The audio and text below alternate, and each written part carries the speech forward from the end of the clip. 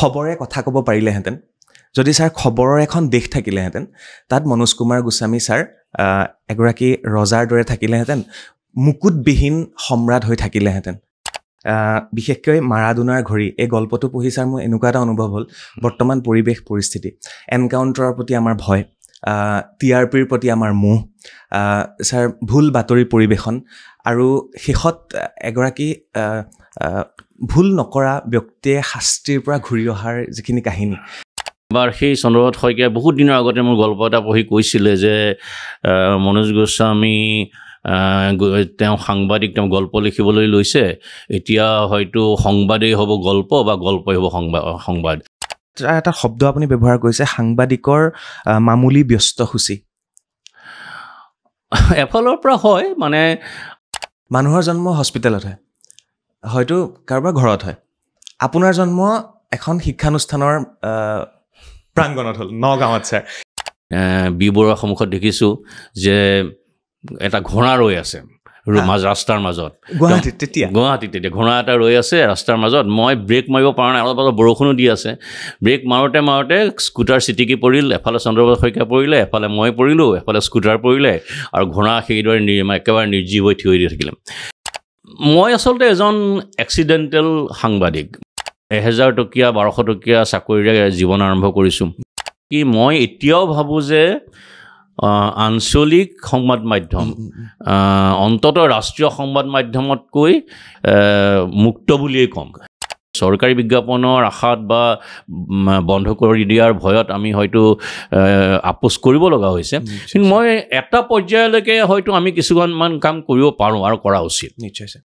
Nagaon girls হাইস্কুলত আপুনি কেইদিনমানৰ কাৰণে শিক্ষকতা কৰিবলৈ গৈছিলে, কিন্তু আপুনি কৰিব নোৱাৰিলে, ঘূৰি আহিবলগীয়া হ'ল। এইকাৰণে তাত থকা ছোৱালীবিলাকে আপোনাক খুব বেছি ভাল পাইছিল।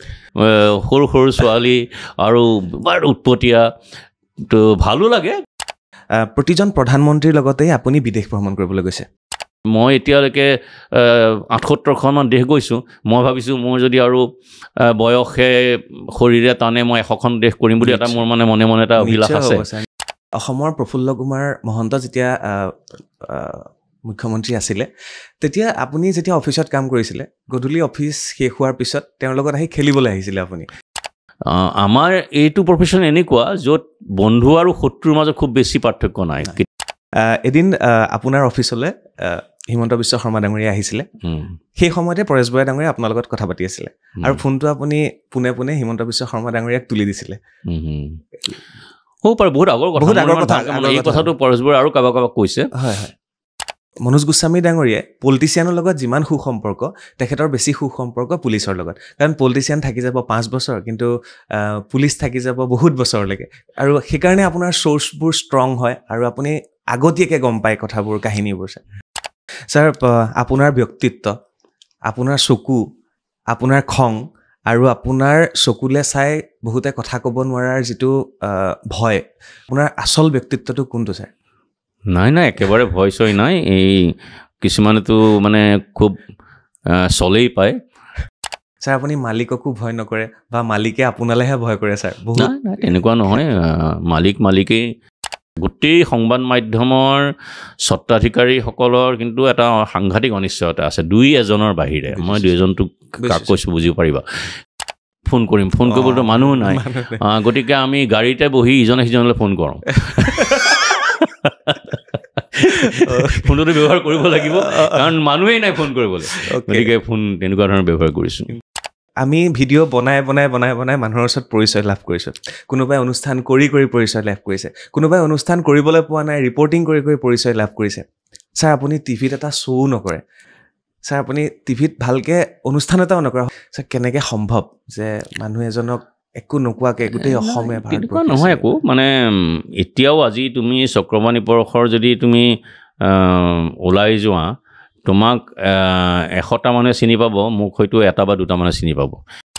যে তৰুণ গগৈ ডাঙৰীয়াৰ ঘৰত বা ঘৰৰ তলত গাড়ী যিমান আছে, তই যদি এবাৰ যাৱ, ওচৰতে মনোজ গোস্বামী ছাৰৰ ঘৰ আছে, আৰু ছাৰৰ ঘৰত ৰাতি ৰঙা লাইট জ্বলা, খাকী পোচাক পিন্ধা বহুত গাড়ী দেখিবলৈ পাবি। মানে ছাৰ, মই প্ৰশ্নটো এনেকৈ কৰিছোঁ, CMৰ ঘৰৰ সন্মুখত গাড়ী কম থাকিব পাৰে, কিন্তু মনোজ গোস্বামী ছাৰৰ ঘৰৰ সন্মুখত বহুত গাড়ী থাকে ছাৰ।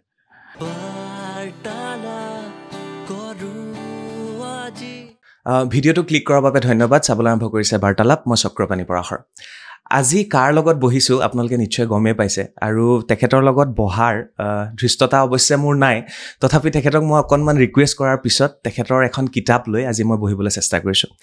80ৰ দশকত তেওঁ আহিছিল সংবাদ মাধ্যমলৈ। 80ৰ দশকত যিসকল জ্যেষ্ঠ আছিল সেই সকলো তেওঁৰ প্ৰিয় হৈ পৰিছিল, সন্মান কৰিছিল।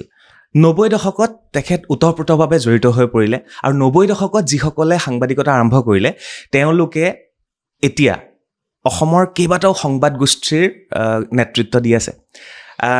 আৰু আমি যেতিয়া আহিলোঁ সেয়া হৈছে আমি একবিংশ শতিকাত, আৰু একবিংশ শতিকাই তেখেতক সংবাদ গোষ্ঠীৰ, সংবাদ প্ৰতিষ্ঠানৰ পিতামহ বুলি ক'বলৈ আৰম্ভ কৰিলে। তেখেতে 3টাকৈ সংবাদ প্ৰতিষ্ঠানত বৰ্তমান নেতৃত্ব দি আছে। তেখেতে সাহিত্য অকাডেমি বঁটা লাভ কৰিছে, তেখেতক কথা বঁটাৰে বিভূষিত কৰা হৈছে, তেখেতক সংস্কৃতি বঁটাৰেও বিভূষিত কৰা হৈছে। তেখেত আন কোনো নহয়, শ্ৰীযুত মনোজ গোস্বামী ডাঙৰীয়া। নমস্কাৰ ছাৰ আপোনাক। ধন্যবাদ পৰাশৰ। মানে এইটো এটা গ্ৰেট ইন্ট্ৰডাকশ্যন, কিন্তু তাতে তোমাৰ দুটা কথা মোৰ গাত লগা নাই, মানে মনত লাগিলে। এটা হ'ল পিতামহ, এইটো বৰ সাংঘাতিক শব্দ, কাৰণ লাহে লাহে হয়তো সেই বিশেষণটো এজন আউটগয়িং সাংবাদিকৰ কাৰণেও, এজন মানে বিদায়োন্মুখ সাংবাদিকৰ কাৰণেও প্ৰযোজ্য হয়। আৰু দ্বিতীয়টো হ'ল কি, এই যে তুমি ক'লা মোৰ লগত কাম কৰা বহুত মানুহ বেলেগ বেলেগ সংবাদ প্ৰতিষ্ঠানৰ মুৰব্বী হৈ আছে বা তেওঁলোকৰ নেতৃত্ব দি আছে, সেইটোও ভাল লগা কথা। তো তোমাৰ ইন্ট্ৰডাকশ্যনটো দুটা কথা ভাল লাগিল। ধন্যবাদ ছাৰ, আৰু আপোনাক অশেষ ধন্যবাদ। আপুনি মোলৈ খুব ধুনীয়াকৈ মৰমেৰে কিতাপখন পঠিয়ালে। কালি মই কেইটামান গল্প পঢ়িলোঁ, আৰু আগৰ গল্পটো আপোনাৰ পঢ়িছোঁ, বিশেষকৈ মাৰাডোনাৰ ঘড়ী। এই গল্পটো পঢ়ি ছাৰ মোৰ এনেকুৱা এটা অনুভৱ হ'ল, বৰ্তমান পৰিৱেশ পৰিস্থিতি, এনকাউণ্টাৰৰ প্ৰতি আমাৰ ভয়, TRPৰ প্ৰতি আমাৰ মোহ, ছাৰ ভুল বাতৰি পৰিৱেশন, আৰু শেষত এগৰাকী ভুল নকৰা ব্যক্তিয়ে শাস্তিৰ পৰা ঘূৰি অহাৰ যিখিনি কাহিনী। ছাৰ গোটেই কিতাপখনৰ গল্পখিনি ৰাইজে পঢ়িব, কিন্তু ছাৰ মাৰাডোনাৰ ঘড়ী কিতাপখনৰ নামেৰে যদি যাওঁ, ছাৰ কি আছে কিতাপখনত? বৰ্তমান কাহিনী আছে? কিতাপখনত চব বৰ্তমান কাহিনী নহয়, কাৰণ তুমি যদি ভালকৈ চোৱা, প্ৰায় 10 বছৰমানৰ মোৰ বিভিন্ন সময়ৰ গল্প তাত মানে সন্নিৱিষ্ট হৈছে, আৰু বিভিন্ন ধৰণৰ বিষয় আৰু বিভিন্ন ধৰণৰ আংগিক তাত সন্নিৱিষ্ট কৰাৰ চেষ্টা কৰিছোঁ। কিন্তু এটা কথা মই লাহে লাহে মোৰ মনলৈ আহিছে, জ্ঞাতসাৰে বা অজ্ঞাতসাৰে, যিহেতু মই সংবাদ জগতৰ লগত বহুত দিন ধৰি হৈ আছোঁ, জড়িত হৈ আছোঁ, গতিকে মই দেখিছোঁ যে মোৰ গল্পত মাজে মাজে বাতৰিৰ প্ৰৱণতা, বাতৰিৰ সন্দৰ্ভত মানে বিভিন্ন তথ্য প্ৰভাৱ আদি সোমাই আহিছে। সেইটো সাহিত্য ক্ষেত্ৰত ভালনে বেয়া মই নাজানো, কাৰণ এবাৰ সেই চন্দ্ৰনাথ শইকীয়াই বহুত দিনৰ আগতে মোৰ গল্প এটা পঢ়ি কৈছিলে যে মনোজ গোস্বামী তেওঁ সাংবাদিক, তেওঁ গল্প লিখিবলৈ লৈছে, এতিয়া হয়তো সংবাদেই হ'ব গল্প বা গল্পই হ'ব সংবাদ। গতিকে এই ধৰণৰ এটা ভৱিষ্যতবাণী তেওঁ তেতিয়াই কৰি ৰাখিছিল। এতিয়া মই সেই ভৱিষ্যতবাণীৰ সফল কৰিছোঁ নে নাই নাজানো, কিন্তু সংবাদ যদি সাহিত্যত বেছিকৈ সোমাই আহে, মই ভাল হ'ব নে বেয়া হ'ব হয়তো মই নিজে বিভ্ৰান্তি হৈ আছোঁ। নিশ্চয় ছাৰ। ছাৰ যেতিয়া অৱতাৰণিখিনি আমি পঢ়িছিলোঁ, ছাৰ এটা শব্দ আপুনি ব্যৱহাৰ কৰিছে, সাংবাদিকৰ মামুলি ব্যস্তসূচী। এফালৰ পৰা হয়, মানে আমি এই মুহূৰ্তত সাংবাদিকতাৰ মনত যিখিনি কাম কৰিছোঁ, তাৰে হয়তো যদি 100% কাম আমি দিনটোত 100%ত ধৰোঁ, তাৰ ভিতৰত হয়তো 2% কামহে হয়তো সমাজৰ কাৰণে বা মানুহৰ কাৰণে কামত আহিছে। বাকী তুমি যিটো অলপতে আগতে উল্লেখ কৰিলা, TRP কেন্দ্ৰিক এটা সংবাদ ব্যৱস্থাত আমি জড়িত হৈ পৰিছোঁ, যদিও মুখেৰে কৈছোঁ, কিন্তু তাৰ কাৰণে সকলোৱে জান প্ৰাণ দি লাগি আছে। যদি তোমাৰ TRP নাই, তাৰ কোনো গুৰুত্ব নাই সংবাদ ব্যৱস্থাত, বিজ্ঞাপনৰ জগতত। গতিকে এই এক ধৰণৰ এই যে তোমাৰ চক্ৰব্যূহৰ মাজত সোমাই পৰিছোঁ, তাৰ ফলতে এই লাইনটো মই উদ্ভৱ যে মামুলি শব্দটো সঁচাকৈ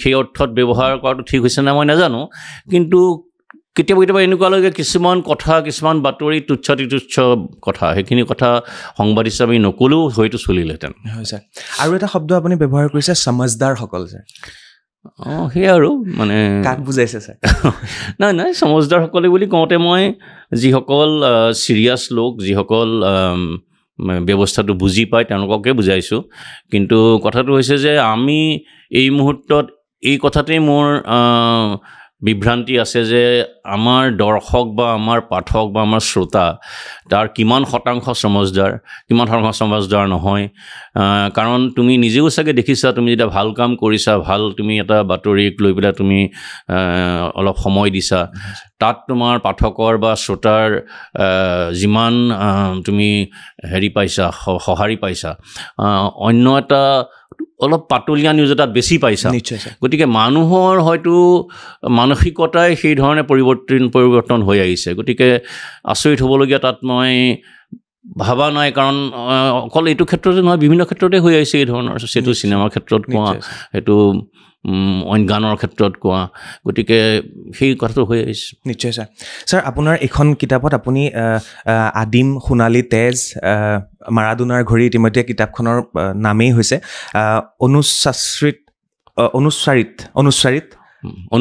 অনুচ্চাৰিত আত্মাজ একাপ কফি ইতিমধ্যে আমি চাহ খালোঁ মাটিৰ মানুহ প্ৰশ্নোত্তৰ ভাইৰাছ কিউ পৰিশিষ্ট ডক্টৰ শিৱনাথ বৰ্মন ছাৰৰ লগত আপুনি জনসাধাৰণৰ পৰাও জড়িত আছিল ছাৰ নহয় মই যেতিয়া জনসাধাৰণ বাদ দিছোঁ এৰিছোঁ অন্য মেনেজমেণ্ট আহিছে তেতিয়া শিৱনাথ বৰ্মনে জনসাধাৰণত এডিটৰ হিচাপে যোগ দিছে গতিকে তেওঁৰ সৈতে মোৰ এটা প্ৰতিষ্ঠানত যোগাযোগ হোৱা নাই আৰু তেওঁৰ সৈতে মোৰ খুব সাংঘাতিক ঘনিষ্ঠতাও নাছিলে কিন্তু মই নাজানো কিবা এটা কথাত চাগে তেওঁ মোক ভালেই পাইছিল কাৰণ মই বিভিন্ন সময়ত তেওঁ মোৰ কথা কৈছিল এই যে প্ৰবন্ধটো লিখিছে এই প্ৰবন্ধটো মোক কোনোবাই আনি দিওঁতেহে মই দেখিছোঁ গৰিয়সীনে ক'ৰবাত ওলাইছিলে তো মই তেওঁক সেই প্ৰবন্ধটোৰ সন্দৰ্ভত তেওঁ মোক সোধাও নাই একো কথা যোগাযোগো কৰা নাই যেতিয়া তেওঁ লিখিছে মোৰ বিষয়ে মোৰ গল্পৰ বিষয়ে মই দেখাও নাছিলোঁ কোনোবাই আনি পেলাই ক'লে যে শিৱনাথ বৰ্মনে তোমাৰ ওপৰত লেখাটো লিখিছে পঢ়ি মোৰ ভালো লাগিল পিছত তেওঁৰ সৈতে মই যোগাযোগত আহিছোঁ বিভিন্ন সময়ত এজন খুব গুণী মানুহ কিন্তু তেওঁ মই ভাবোঁ যে জীৱিত কালত তেওঁ সেই স্বীকৃতি নাপালে সেই প্ৰাপ্যও নাপালে সেইটো কথা মই ক'ৰবাত উল্লেখো কৰিছোঁ ছাৰ মোৰো সৌভাগ্য হৈছিল জনসাধাৰণত তেখেতক অকণমান সময়ৰ কাৰণে লগ পাবলৈ ছাৰ আপোনাৰ সমীৰণ বৰুৱা আহি আছে তাৰপিছত এলুমিনিয়ামৰ আঙুলি প্ৰেমহীনতা স্বাধীনতা ঈশ্বৰহীনতা অনাদি অনন্য আৰু তাৰপিছতেই ছাৰৰ বহুত কিতাপৰ পিছত এইখন মাৰাডোনাৰ ঘড়ী এইখন আপোনালোকে গ্ৰন্থমেলাত পাব পঢ়িব এইখনেই নহয় ছাৰৰ প্ৰত্যেকখন কিতাপ পঢ়াটো আমাৰ নতুন প্ৰজন্মৰ বাবে খুবেই বেছি প্ৰয়োজনীয় আশা কৰিছোঁ সকলোৱে পঢ়িব ছাৰ কিতাপৰ কথা আকৌ অলপ দেৰিকৈ পাতিম মই কিছুমান প্ৰশ্ন যুগুতাই আনিছোঁ ছাৰ আৰু সেইখিনি আৰম্ভ কৰিব বিচাৰিছোঁ কালি ছাৰ মই প্ৰায় 15গৰাকীমান জ্যেষ্ঠ সাংবাদিক আৰু আমাৰ নতুন প্ৰজন্মৰ সাংবাদিকৰ বিষয়ে আপোনাৰ বিষয়ে সুধিবলৈ চেষ্টা কৰিলোঁ সাংবাদিক হিচাপে মনোজ কুমাৰ গোস্বামী ডাঙৰীয়া মোক এজন ব্যক্তিয়ে ক'লে যদি ছাৰ খবৰে কথা ক'ব পাৰিলেহেঁতেন যদি ছাৰ খবৰৰ এখন দেশ থাকিলেহেঁতেন তাত মনোজ কুমাৰ গোস্বামী ছাৰ এগৰাকী ৰজাৰ দৰে থাকিলেহেঁতেন মুকুটবিহীন সম্ৰাট হৈ থাকিলেহেঁতেন ছাৰ এই কথাষাৰ খুব ভাল লাগিল আৰু এই কথাষাৰ কৈছিল সুনীত কুমাৰ ভূঞাই মই নাজানো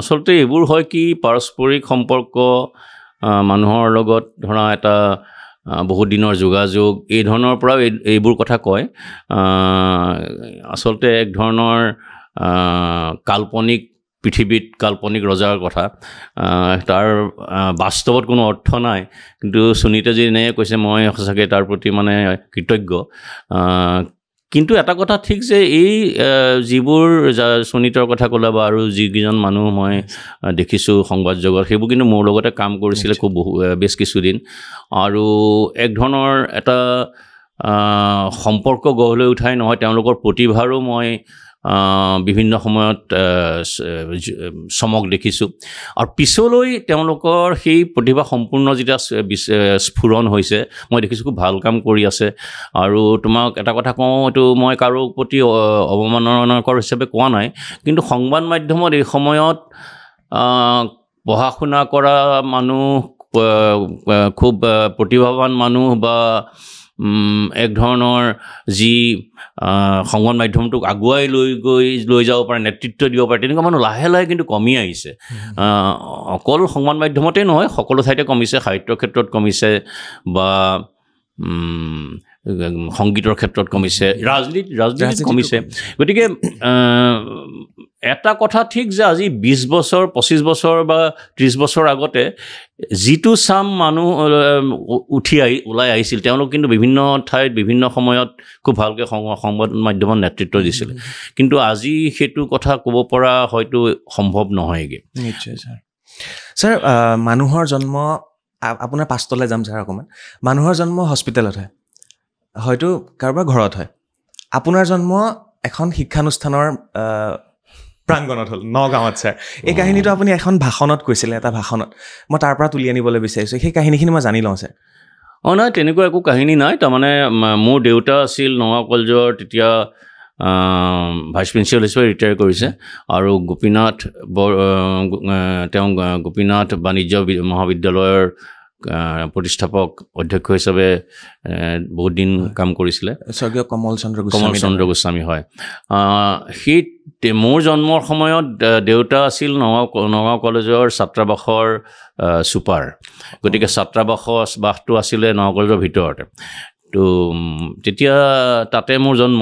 কিন্তু এটা কথা, মই গৈ সেইদিনাখন নগাঁও কলেজত কিবা এটা প্ৰগ্ৰেমৰ অনুষ্ঠানত মাতিছিল, মই গৈ পেলাই ঘৰটো বিচাৰি গ'লোঁ।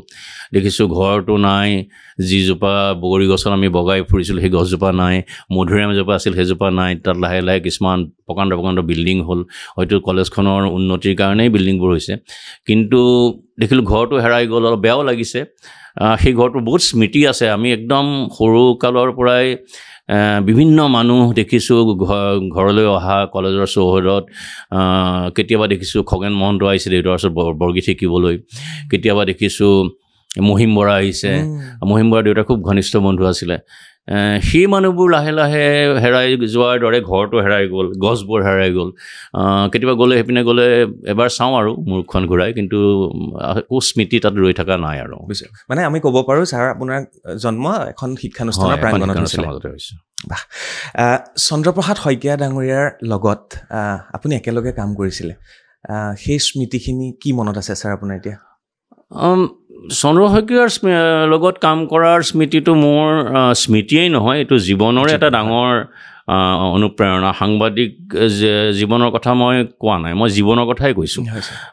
সাংবাদিক হিচাপেও মই গঢ় লৈ উঠাৰ বা মই কাম শিকাৰ বা মই অনুপ্ৰাণিত হোৱাৰ তেওঁ এজন মূল মই ব্যক্তি বুলি ভাবোঁ। কাৰণ তেওঁৰ যিটো উদাৰতা আছিল, সেই উদাৰতাটো আমি শিকাৰ চেষ্টা কৰিছোঁ বা গ্ৰহণ কৰাৰ চেষ্টা কৰিছোঁ। আৰু তেওঁৰ এটা সাংঘাতিক ৰসবোধ আছিলে, সেই ৰসবোধটো যিটো অসমীয়া মানুহৰ মাজত লাহে লাহে হেৰাই আহিছে, যিটো হিউমাৰ মানুহে ল'ব নোৱাৰা হৈ আহিছে, সেইটো কিন্তু আজি যে মই কেতিয়াবা চুপতি লিখিছোঁ, কেতিয়াবা আজি মই দিছপুৰৰ দিন ৰাতিটো লিখোঁ আমাৰ অসমত, এই বস্তুটো কিন্তু আৰম্ভ কৰিছিল বাতৰি কাকতত চন্দ্ৰপ্ৰসাদ শইকীয়াই। চন্দ্ৰ শইকীয়াই নিজেই সেই যোগবিলাক লিখিছিলে। আৰু তাৰ পৰাই আচলতে মই লাহে লাহে মই দেখিলোঁ যে মই জ্ঞাতসাৰে বা অজ্ঞাতসাৰে মই নিজেই ইনহেৰিট কৰিলোঁ, যে এনেকুৱা ধৰণৰ সৰু সৰু কথা, সামাজিক বা ৰাজনৈতিক ক্ষেত্ৰৰ কিছুমান সৰু সৰু হিউমাৰ আমি এখন নিজে লিখিব পাৰোঁ, মই লিখিছোঁ। গতিকে এইবোৰৰ আঁৰত কিন্তু সেই ব্যক্তি চন্দ্ৰপ্ৰসাদ শইকীয়া, সাংবাদিক চন্দ্ৰপ্ৰসাদ শইকীয়া নহ'লে ব্যক্তি চন্দ্ৰপ্ৰসাদ শইকীয়া। আৰু খুব ভাল মানে কিছুমান কাহিনী মই লিখিছোঁ তেওঁৰ সৈতে, কি ধৰণৰ সৰু সৰু ক্ষুদ্ৰ কাহিনী, কিন্তু তেওঁৰ ব্যক্তিত্ব বুজি পোৱা যায়। এবাৰ মই এখন স্কুটাৰ মোক স্কুলৰ পৰা দিছিলে, ক্ষমা কৰিব, অফিচৰ পৰা, এখন পুৰণা স্কুটাৰ। তো তেওঁৰ গাড়ীখন আহি পোৱা নাই ঘৰলৈ যোৱাৰ, গতিকে মোক ক'লে কিবা তেওঁৰ জৰুৰী কাম আছে, মোক ক'লে তোমাৰ স্কুটাৰখনে মোক থৈ আহিব পাৰিবা নেকি? মই ঠিক আছে ব'লক। তেওঁতো ওখ ডাঙৰ মানুহ, মই স্কুটাৰত উঠাই পেলাই খুব জোৰে চলাইছোঁ। আগৰ দৰে গুৱাহাটীৰ ৰাস্তাত লাইট নাই। বি বৰুৱাৰ সন্মুখত দেখিছোঁ যে এটা ঘোঁৰা ৰৈ আছে ৰাস্তাৰ মাজত, গুৱাহাটীত তেতিয়া ঘোঁৰা এটা ৰৈ আছে ৰাস্তাৰ মাজত। মই ব্ৰেক মাৰিব পৰা নাই, অলপ বৰষুণো দি আছে। ব্ৰেক মাৰোঁতে স্কুটাৰ চিটিকি পৰিল, এফালে চন্দ্ৰপ্ৰসাদ শইকীয়া পৰিলে, এফালে মই পৰিলোঁ, এফালে স্কুটাৰ পৰিলে, আৰু ঘোঁৰা সেইদৰে একেবাৰে নিৰ্জীৱ হৈ থিয় দি থাকিলে। গতিকে তেওঁ কিন্তু সিমানৰ পিছতো যেতিয়া তেওঁ আকৌ উঠিলে স্কুটাৰ মই দাঙিলোঁ ঠিক ঠাক কৰি আকৌ তুমি তেওঁ একো ধৰণৰ তেওঁ কৈছে বা মনোজ তুমি কিন্তু সাংঘাতিক স্কুটাৰ চলাব পাৰা দেই কাৰণ সাংঘাতিক স্পীড আছে তো এই ধৰণৰ এটা মানে হিউমাৰ বা এই ধৰণৰ এটা ৰসবোধ আজিৰ যুগত হয়তো সেই পৰ্যায়ৰ মানুহৰ নাথাকিব বিভিন্ন ধৰণৰ মই কোনোবা এজন বন্ধুৰ লগত অফিচৰ চৌহদত আগফালে কথা পাতি আছোঁ ৰাতি আমি ক'ত পাৰ্টি কৰিম সেইটোৱে কথাটো বেছিকেলি তেওঁ পিনে অহা যোৱা কৰি পাইচাৰি কৰি আছে তেওঁ খোজকাঢ়ে খুব অফিচৰ সন্মুখত তেতিয়া তেওঁ তাৰ মাজতে এবাৰ ওচৰ ফটককৈ মোৰ ওচৰলৈ আহি পেলাই ক'লে তোমাৰ যিটো চ'ৰ্চৰ কথা পাতি আৰু জেনুইন হয়তো তেওঁ চ'ৰ্চ বুলি ভাবিছে মোক আৰু সুধিছে সাৱধান কৰি দিছে ইমান ফুচফুচাই কথা পাতি আছে জেনুইন হয়তো মানে অলপ মোক সতৰ্কবাণীও শুনাইছে আচলতে যে তই কথাখিনি যাৰ লগত পাতিছ সেই মানুহটো ঠিক আছেতো এই ধৰণৰ গতিকে এই ধৰণৰ এক অভিভাৱকত্ব এই ধৰণৰ এক মানে পিতৃসুলভ তেওঁৰ এটা হেৰি আছিল গতিকে সেইটো পৰা মই শিকিছোঁ আৰু মই চেষ্টা কৰি জুনিয়ৰ সকলকো মোৰ কনিষ্ঠসকলকো সেই ধৰণে এটা হেৰিৰ মাজত লৈ যাব পাৰি নেকি এটা ছাতি আমব্ৰেলাৰ মাজত তেওঁলোকক লৈ যাব পাৰি নেকি ছাৰ পদাৰ্থ বিজ্ঞান আপোনাৰ বিষয় আছিল স্নাতকোত্তৰ ছায়েন্সৰ ল'ৰা আছিলে সাংবাদিকতাৰ প্ৰতি কেনেকৈ ঢাল খালে ক'ত কানেকশ্যনটো হ'লগৈ ছাৰ মই আচলতে এজন এক্সিডেণ্টেল সাংবাদিক মই আৰু হয়তো আমাৰ বেছিভাগেই এক্সিডেণ্ট সাংবাদিক আমাৰ কোনো অসমৰ অন্য কথা নাজানো অসমৰ সাংবাদিক কেইজনৰ আনুষ্ঠানিক মাছ কমৰ ডিগ্ৰী লৈ পেলাই তেওঁ সাংবাদিকতা কৰিছে মই নাজানো খুব কম মানুহে কৰিছে আনকি মই আনুষ্ঠানিকভাৱে লেখা মেলাও সাহিত্যৰ ছাত্ৰ হিচাপে কৰা নাই গতিকে মই এক্সিডেণ্টেল সাহিত্যিকো বা লেখকো কিন্তু প্ৰথমতে মই সাংবাদিকতা কৰিবলৈ যেতিয়া লৈছোঁ সেইটো আচলতে সাংবাদিকতা নহয় সেইটো হ'ল সাহিত্য কাৰণ মই প্ৰান্তিকৰ লগত বহুদিন জড়িত আছিলোঁ প্ৰান্তিকত মই উপন্যাস লিখিছোঁ লেখা লিখিছোঁ গল্প লিখিছোঁ তাৰপিছত যেতিয়া দেখিছোঁ চন্দ্ৰপ্ৰসাদ শইকীয়া আৰু আমাৰ সূৰ্য হাজৰিকা মিলি পেলাই বাতৰিকাকত উলিয়াবলৈ লৈছে মই লাহে লাহে কাষ চাপি আহিছোঁ যে ময়ো ইয়াতে কাম কৰিম সেইটো কিন্তু মোৰ সাংবাদিকতাৰ সৈতে মোৰ এটা খুব বেছি আৰ্জ বা মোৰ খুব বেছি সাংবাদিকতাৰ প্ৰতি মোৰ হেৰি নহয় কিন্তু মোৰ সেইটো সাহিত্যৰ প্ৰতিহে আছিলে যে চন্দ্ৰপ্ৰসাদ শইকীয়া আছে সূৰ্য হাজৰিকাৰ দৰে এজন পাব্লিশ্বাৰ আছে আৰু তেতিয়া নীৰজ চৌধুৰী অহা যোৱা কৰি থাকে ভূপেন হাজৰিকা অহা যোৱা কৰি থাকে তো সেইটোৰ কাৰণেহে আকৰ্ষণটো আছিলে লাহে লাহে দেখিলোঁ যে আচলতে সাহিত্যৰ পৰা আমি সাংবাদিকলৈ যাব লাগিব কাৰণ জীৱিকা নিৰ্বাহৰ খাতিৰত লিখি পেলাই আজিৰ দিনতো বা তেতিয়াও পেট প্ৰৱৰ্তন হেৰি কৰা সহজ নহয় আৰু ঘৰ চলোৱা সহজ নহয় গতিকে সেই 1000 টকীয়া 1200 টকীয়া চাকৰিৰে জীৱন আৰম্ভ কৰিছোঁ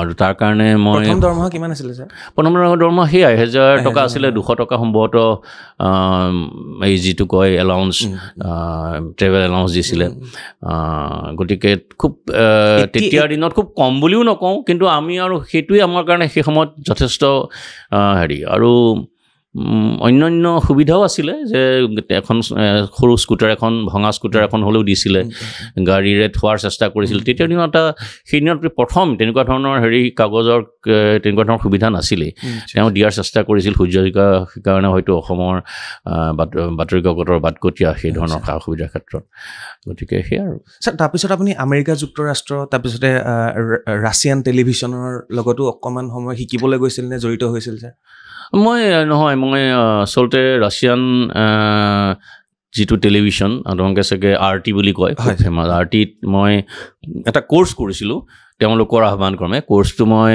প্ৰায় কিমান খুব বেছি দিন এমাহ পূৰা নহয় 15-20 দিনৰ হ'ব মই এমাহমান ৰাছিয়াত আছিলোঁ মানে মস্কোত আছিলোঁ সেই সূত্ৰে মই পিছলৈ ৰাছিয়াত কেইবাবাৰো গৈছোঁ আৰু তেওঁলোকে বিভিন্ন অনুষ্ঠানত বা হেৰিত মাতে আৰু কেইবাবাৰো যোৱা হৈছে আৰু ৰাছিয়াত গৈ পেলাই মই বিভিন্ন কথা শিকিছোঁ এই ধৰণে শিকিছোঁ যে আমি যিটো সকলো কথাই আমি আমেৰিকা বা পাশ্চাত্য সংবাদ নিৰ্ভৰ আমাৰ যিবোৰ তথ্য আচলতে সকলো তথ্যই সিমান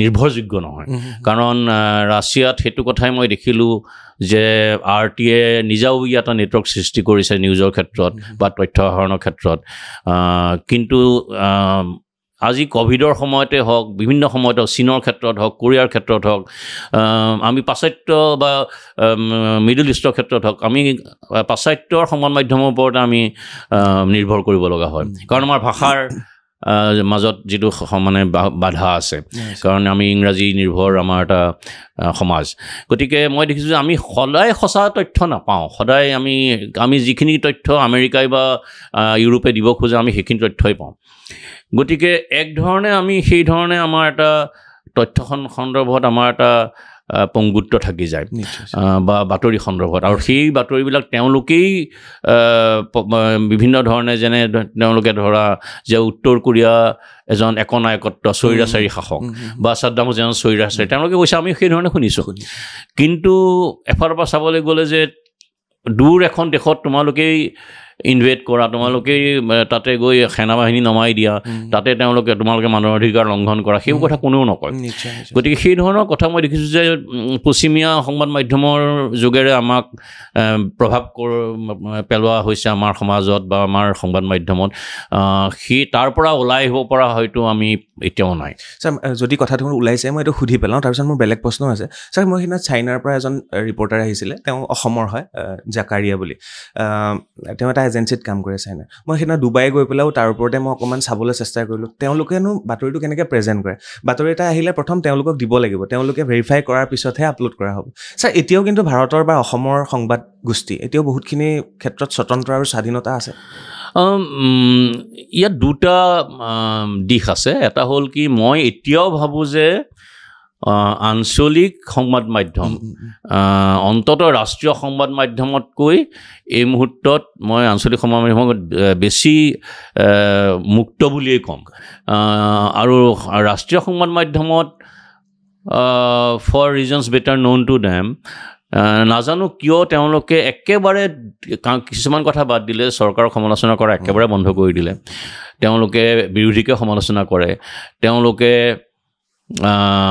কোনো ধৰণৰ অনুসন্ধানমূলক সাংবাদিকতা তেওঁলোকে একবাৰে বন্ধ কৰি দিলে আৰু যিটো আগতে আছিল ফিল্ড ৰিপৰ্টিং তুমি যদি চোৱা ৰাষ্ট্ৰীয় সংবাদ মাধ্যম তেওঁলোকে ফিল্ড ৰিপৰ্টিং প্ৰায় বন্ধ কৰি দিলে অকল এংকৰ কেন্দ্ৰিক ষ্টুডিঅ' কেন্দ্ৰিক কথা লৈ মানে বিভিন্ন ইছ্যু লৈ তেওঁলোকে কথা পাতে আৰু তাৰ ফলত তেওঁলোকে দুটা কাম কৰিব পাৰে এটা হ'ল কি তেওঁলোকে কষ্ট কাটিং খুব খৰচ কমাই দিলে সেইধৰণে আৰু জনসাধাৰণৰ মূল সমস্যাবিলাকলৈ বা তাৰ ভিতৰলৈ যোৱাৰ চেষ্টাটো কমি আহিলে গতিকে তাৰ সেই তুলনাত কিন্তু আঞ্চলিক সংবাদ মাধ্যম অকল অসম বুলি কোৱা নাই আজি বংগৰ হওক বা উৰিষ্যাৰ হওক আঞ্চলিক সংবাদ মাধ্যম যথেষ্ট এতিয়াও মুক্ত হৈ আছে স্বাধীন হৈ আছে হয় যে চৰকাৰী বিজ্ঞাপনৰ ওপৰত যথেষ্ট নিৰ্ভৰশীল কাৰণ বাকী বিজ্ঞাপনৰ ক্ষেত্ৰ চ'ৰ্চবিলাক কমি আহি আছে গতিকে আৰু সংবাদ মাধ্যম বাঢ়ি আহি আছে গতিকে চৰকাৰী বিজ্ঞাপনৰ আশাত বা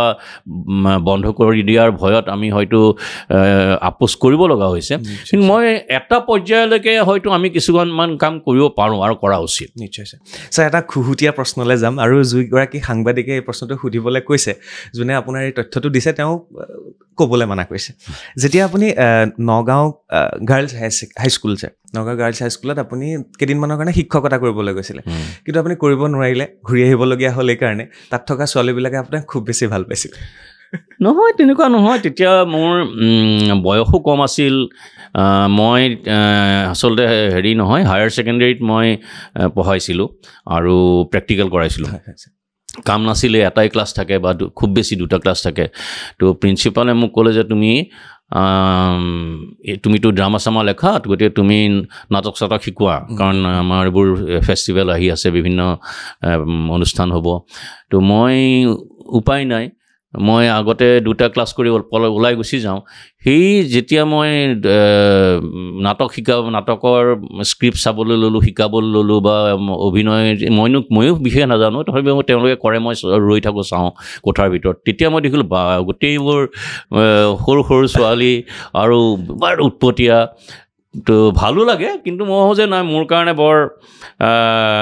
বৰ হেৰি পৰিৱেশ নহয় আৰু মানে মই দেখিছোঁ এইটো মানে এটা মানে মোৰ কাৰণে বাৰু অপ্ৰীতিকৰ নহ'লেও মোৰ কাৰণে বৰ আৰামদায়ক নহয় তো মই এনেকৈ কাম কৰি এটা সময়ত লাহেকৈ কাকো নোকোৱাকৈ স্কুলৰ চাকৰি এৰি হায়াৰ ছেকেণ্ডেৰী সেই ইনষ্ট্ৰাক্টৰ বা পঢ়োৱাৰ চাকৰি এৰি পেলাই মই গুৱাহাটীলৈ গুচি আহিলোঁ গুৱাহাটীলৈ গুচি আহি পেলাই মই ইউনিভাৰ্চিটিত জইন কৰিলোঁ আৰু লাহে পিছত নতুন দৈনিকত জইন কৰিলোঁ সেই চাকৰিটো আৰু মই ফৰ্মেলি ৰিজিগনেশ্যন দিয়া নাই আজিও গভৰ্ণমেণ্ট চাকৰিটো মই তেনেকৈয়ে পৰি আছে নাজানো কি হ'ল আৰু বেলেগ কথা কিন্তু আৰু সেই মনত পৰে স্কুলৰ শিক্ষক হিচাপেও কিছুদিন কটাইছোঁ বুলি এটা ভাল অনুভৱ হয় নিশ্চয় ছাৰ অকণমান আৰু এটা প্ৰশ্নলৈ আহিছোঁ প্ৰতিজন প্ৰধানমন্ত্ৰীৰ লগত সেয়া অটল বিহাৰী বাজপেয়ীৰ পৰা আৰম্ভ কৰি মোদীৰ লগত নহ'ব পাৰে প্ৰতিজন প্ৰধানমন্ত্ৰীৰ লগতেই আপুনি বিদেশ ভ্ৰমণ কৰিবলৈ গৈছে আৰু সেয়া যদি ভাৰতৰ সংবাদ প্ৰতিষ্ঠান দেখা পাওঁ বা সাংবাদিকসকলক দেখা পাওঁ তেতিয়াহ'লে অসমৰ একমাত্ৰ বুলি আপোনাক ক'ব লাগিব ছাৰ কেনেকৈ সেই কানেকশ্যন হ'ল আৰু তাত কি কি ঘটনা ঘটিছিল নহয় মই নাভাবোঁ এইটো একমাত্ৰ বুলি হয়তো অসমৰ দুই এজন আছে হয়তো ইমান সঘনাই যোৱা নাই কিন্তু অসমৰ দুই এজন আছে মেঘালয়ৰ চাগে আছে দুই এজন ইমান ভালকৈ নাজানো কিন্তু গৈছে নোযোৱা নহয় মই আচলতে সেই বাজপেয়ীৰ দিনৰ পৰা দেৱগৌড়া বা গুজৰাল বা মনমোহন সিং এনেকৈ নোযোৱা নহয় গৈছোঁ আচলতে সেই ভ্ৰমণবিলাক কিন্তু মোক মোৰ বিভিন্ন সময়ত সহায়ো কৰিছে বিভিন্ন ক্ষেত্ৰত কাৰণ আচল কথাটো হ'ল কি ভ্ৰমণবিলাকত পইচাৰ খৰচ একেবাৰে নহৈছিলে যদিও তেওঁলোকে যিখন বিমানত প্ৰধানমন্ত্ৰী যায় সেইখনতে আমি উঠি যাব লাগে খোৱা বোৱা তেওঁলোকেই ব্যৱস্থা কৰি দিয়ে থকাৰো আচলতে তেওঁলোকেই কৰি দিয়ে গতিকে খৰচ যিহেতু নহৈছিল তেতিয়া আমাৰ সেই মধ্যবিত্তীয় বা নিম্ন মধ্যবিত্তৰ মানুহ হিচাপে আমাৰ কোনো সমস্যা নাছিল যে প্ৰধানমন্ত্ৰীৰ লগত বিদেশলৈ গৈছোঁ এটা পইচাও খৰচ হোৱা নাই এফালৰ পৰা সেইটো এটা ডাঙৰ সকাহ কাৰণ নহ'লে বিদেশলৈ যোৱাটো তেতিয়াৰ দিনত সম্ভৱ নাছিল আৰু গৈ পেলাই যেতিয়া দেখিলোঁ যে বিভিন্ন পৃথিৱীৰ বিভিন্ন ঠাইত বিভিন্ন দেশত মই এই কথা বহুতক কওঁ যে আমাৰ ৰাষ্ট্ৰসংঘই স্বীকৃতি দিয়া প্ৰায় 195খন দেশ আছে আৰু মই তোমালোকেও কওঁ এইটো কথা যে আমি ইমান কুপমুণ্ডুক হৈ থকা উচিত নহয় যে আমি নিজৰ ঠাইখনতেই দ্বন্দ্ব খৰিয়াল কৰি কাজিয়া কৰি থাকিলোঁ ইটোৰ লগত কিবা দনহাই কৰি থাকিলোঁ অলপ ওলাই যোৱাৰ এটা প্ৰৱণতা মানুহৰ থাকিব লাগে অৱশ্যে সুযোগো থাকিব লাগিব কিন্তু মই ভাবোঁ যে আগৰ নিচিনাকৈ আজি মানুহ এজনে মই বহুত ঠাইত দেখোঁ যে জোতা এযোৰত 10,000 টকা খৰচ কৰে ঘড়ী এটাত বহুত দেখিছোঁ 1.5 লাখ টকা খৰচ কৰে মই নিজে কেতিয়াও সেই ধৰণৰ মোৰ লাইফষ্টাইল নাই মই মোৰ কাপোৰত বা ঘড়ীত বা মোৰ জোতাত একেবাৰে কম টকা খৰচ মই মোৰ ল'ৰা ছোৱালীক কওঁৱেই যে মানুহে জোতা কেতিয়াও নাচায় কি পিন্ধিছে নাচায় গতিকে সেইবোৰ খৰচ কমাই পেলাই মানুহে কিন্তু ওলাই যাবৰ নিজৰ নিজৰ দেশখন চোৱাটো বহুত জৰুৰী দেশখন চোৱা বাহিৰলৈ ওলাই যোৱা বহুত দৰকাৰ কাৰণ জীৱনটো হয়তো এবাৰেই আমি অতিবাহিত কৰিছোঁ পিছত কি হয় পৰজন্মৰ পৰজন্মৰ সেইটো কনচেপ্টটো পিছৰ কথা কিন্তু আমি যদি 195খন দেশৰ 10খন দেশো নুফুৰোঁ বা 20খন দেশো নাচাওঁ আমি পৃথিৱীত কি চালোঁ সেই কথাটো হয় মই এতিয়ালৈকে 78খনমান দেশ গৈছোঁ মই ভাবিছোঁ মোৰ যদি আৰু বয়সে শৰীৰে টানে মই 100খন দেশ কৰিম বুলি এটা মোৰ মনে মনে এটা অভিলাষ আছে কিন্তু সেই দেশবিলাক কিন্তু মই যিবোৰ দেশ গৈছোঁ হয়তো খুব কম অসমীয়া মানুহ গৈছে কাৰণ আজি মই বুৰ্কিনা ফাছো গৈছোঁ বহুতে বুৰ্কিনা ফাছো হয়তো নাম শুনা নাই আফ্ৰিকাৰ বিভিন্ন সৰু সৰু দেশ গৈছোঁ চিয়েৰা লিঅ'ন গৈছোঁ তাৰপিছত ঘানা গৈছোঁ জাম্বিয়া গৈছোঁ গতিকে এইবোৰ ঠাই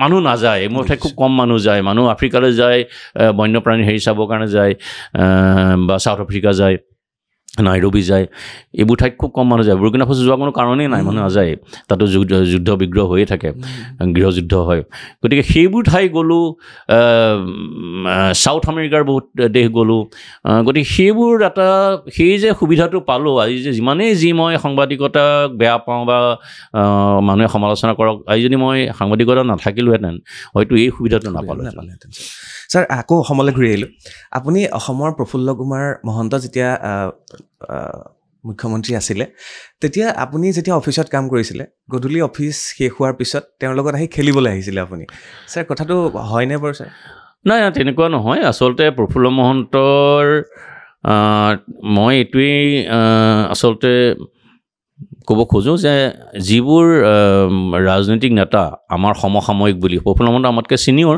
কিন্তু সমসাময়িক বুলি ধৰিছোঁ কিয় তেওঁক আমি বিশ্ববিদ্যালয়তো দেখিছোঁ, তেওঁক দেখিছোঁ, দিগেন বৰাক দেখিছোঁ, ভৰত নৰহক দেখিছোঁ, বিশ্ববিদ্যালয়ৰ পৰাই দেখিছোঁ।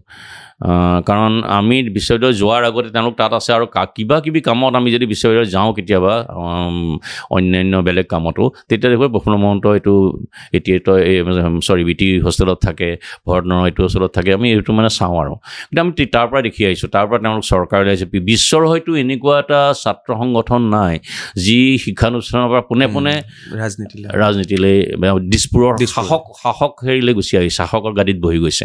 এনেকুৱা সংগঠন খুব কম আছে। গতিকে সমসাময়িক বুলি কৈছোঁ, সেই তেতিয়াৰ পৰা আজি হিমন্ত বিশ্ব শৰ্মালৈকে, হিমন্ত বিশ্ব শৰ্মাৰ উত্থানো দেখি আহিছোঁ চকুৰ আগতে।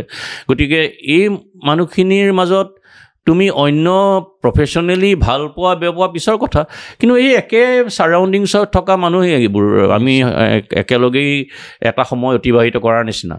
গতিকে তাৰ পৰা সেইটো সুসম্পৰ্ক, বেয়া সম্পৰ্ক, ভাল সম্পৰ্ক ক'বলৈ নাযাওঁ, কিন্তু মানুহখিনি চকুৰ আগতে দেখি আহিছোঁ। ফ্ৰেণ্ডলি আছিল ছাৰ তেওঁ? ফ্ৰেণ্ডলি কোৱা যি কোৱা, আমাৰ এইটো প্ৰফেশ্যন এনেকুৱা য'ত বন্ধু আৰু শত্ৰুৰ মাজত খুব বেছি পাৰ্থক্য নাই। কেতিয়াবা কোনোবা বন্ধু, কেতিয়াবা কোনোবা শত্ৰু। গতিকে যি কোৱা, যি ধৰণে তুমি ব্যাখ্যা কৰা। নিশ্চয় ছাৰ। মোক আপুনি যিহেতু হিমন্ত বিশ্ব শৰ্মা ডাঙৰীয়াৰ কথা ওলাইছে, কালি আপোনালৈ ফোন কৰাৰ পিছতে মোক পৰেশ বৰা ডাঙৰীয়াই ফোন কৰিছিলে। মই পৰেশ বৰা ডাঙৰীয়াকো সুধিলোঁ আপোনাৰ বিষয়ে, কি জানে আপুনি কওক মোক, তেওঁ সুধিব লাগিব। ইণ্টাৰেষ্টিং কথা এটা তেওঁ ক'লে, মই সেইটো সুধিব বিচাৰিছোঁ। এদিন আপোনাৰ অফিচলৈ হিমন্ত বিশ্ব শৰ্মা ডাঙৰীয়া আহিছিলে, সেই সময়তে পৰেশ বৰা ডাঙৰীয়া আপোনাৰ লগত কথা পাতি আছিলে, আৰু ফোনটো আপুনি পোনে পোনে হিমন্ত বিশ্ব শৰ্মা ডাঙৰীয়াক তুলি দিছিলে। হ'ব পাৰে, বহুত আগৰ কথা। এই কথাটো পৰেশ বৰাই আৰু কাৰোবাক কৈছে। হয় হয়। আৰু তাৰ পৰা পৰেশ বৰুৱাই কি ডিৰাইভ কৰিছে মই নাজানো, কিন্তু তেনেকুৱা ধৰণে বিভিন্ন ৰাজনৈতিক নেতা অহা যোৱা কৰি থাকে, এতিয়াও আহে কোনোবা। সেইটো খুব বেছি অৰ্থবহন একো নকৰে, কাৰণ যিদৰে আমি ৰাজনৈতিক নেতাৰ বিভিন্ন ধৰণে ওপৰত ভৰসা কৰোঁ, কামৰ ক্ষেত্ৰত, কিবা এটা সামাজিক কামৰ ক্ষেত্ৰত বা বিভিন্ন কামৰ ক্ষেত্ৰত ভৰসা কৰোঁ, তেওঁলোকেও আমাৰ পৰা কিবা কিবি কথাত ভৰসা কৰে, কিবা আশা কৰে যে মোক এই ধৰণে এটা হেৰি।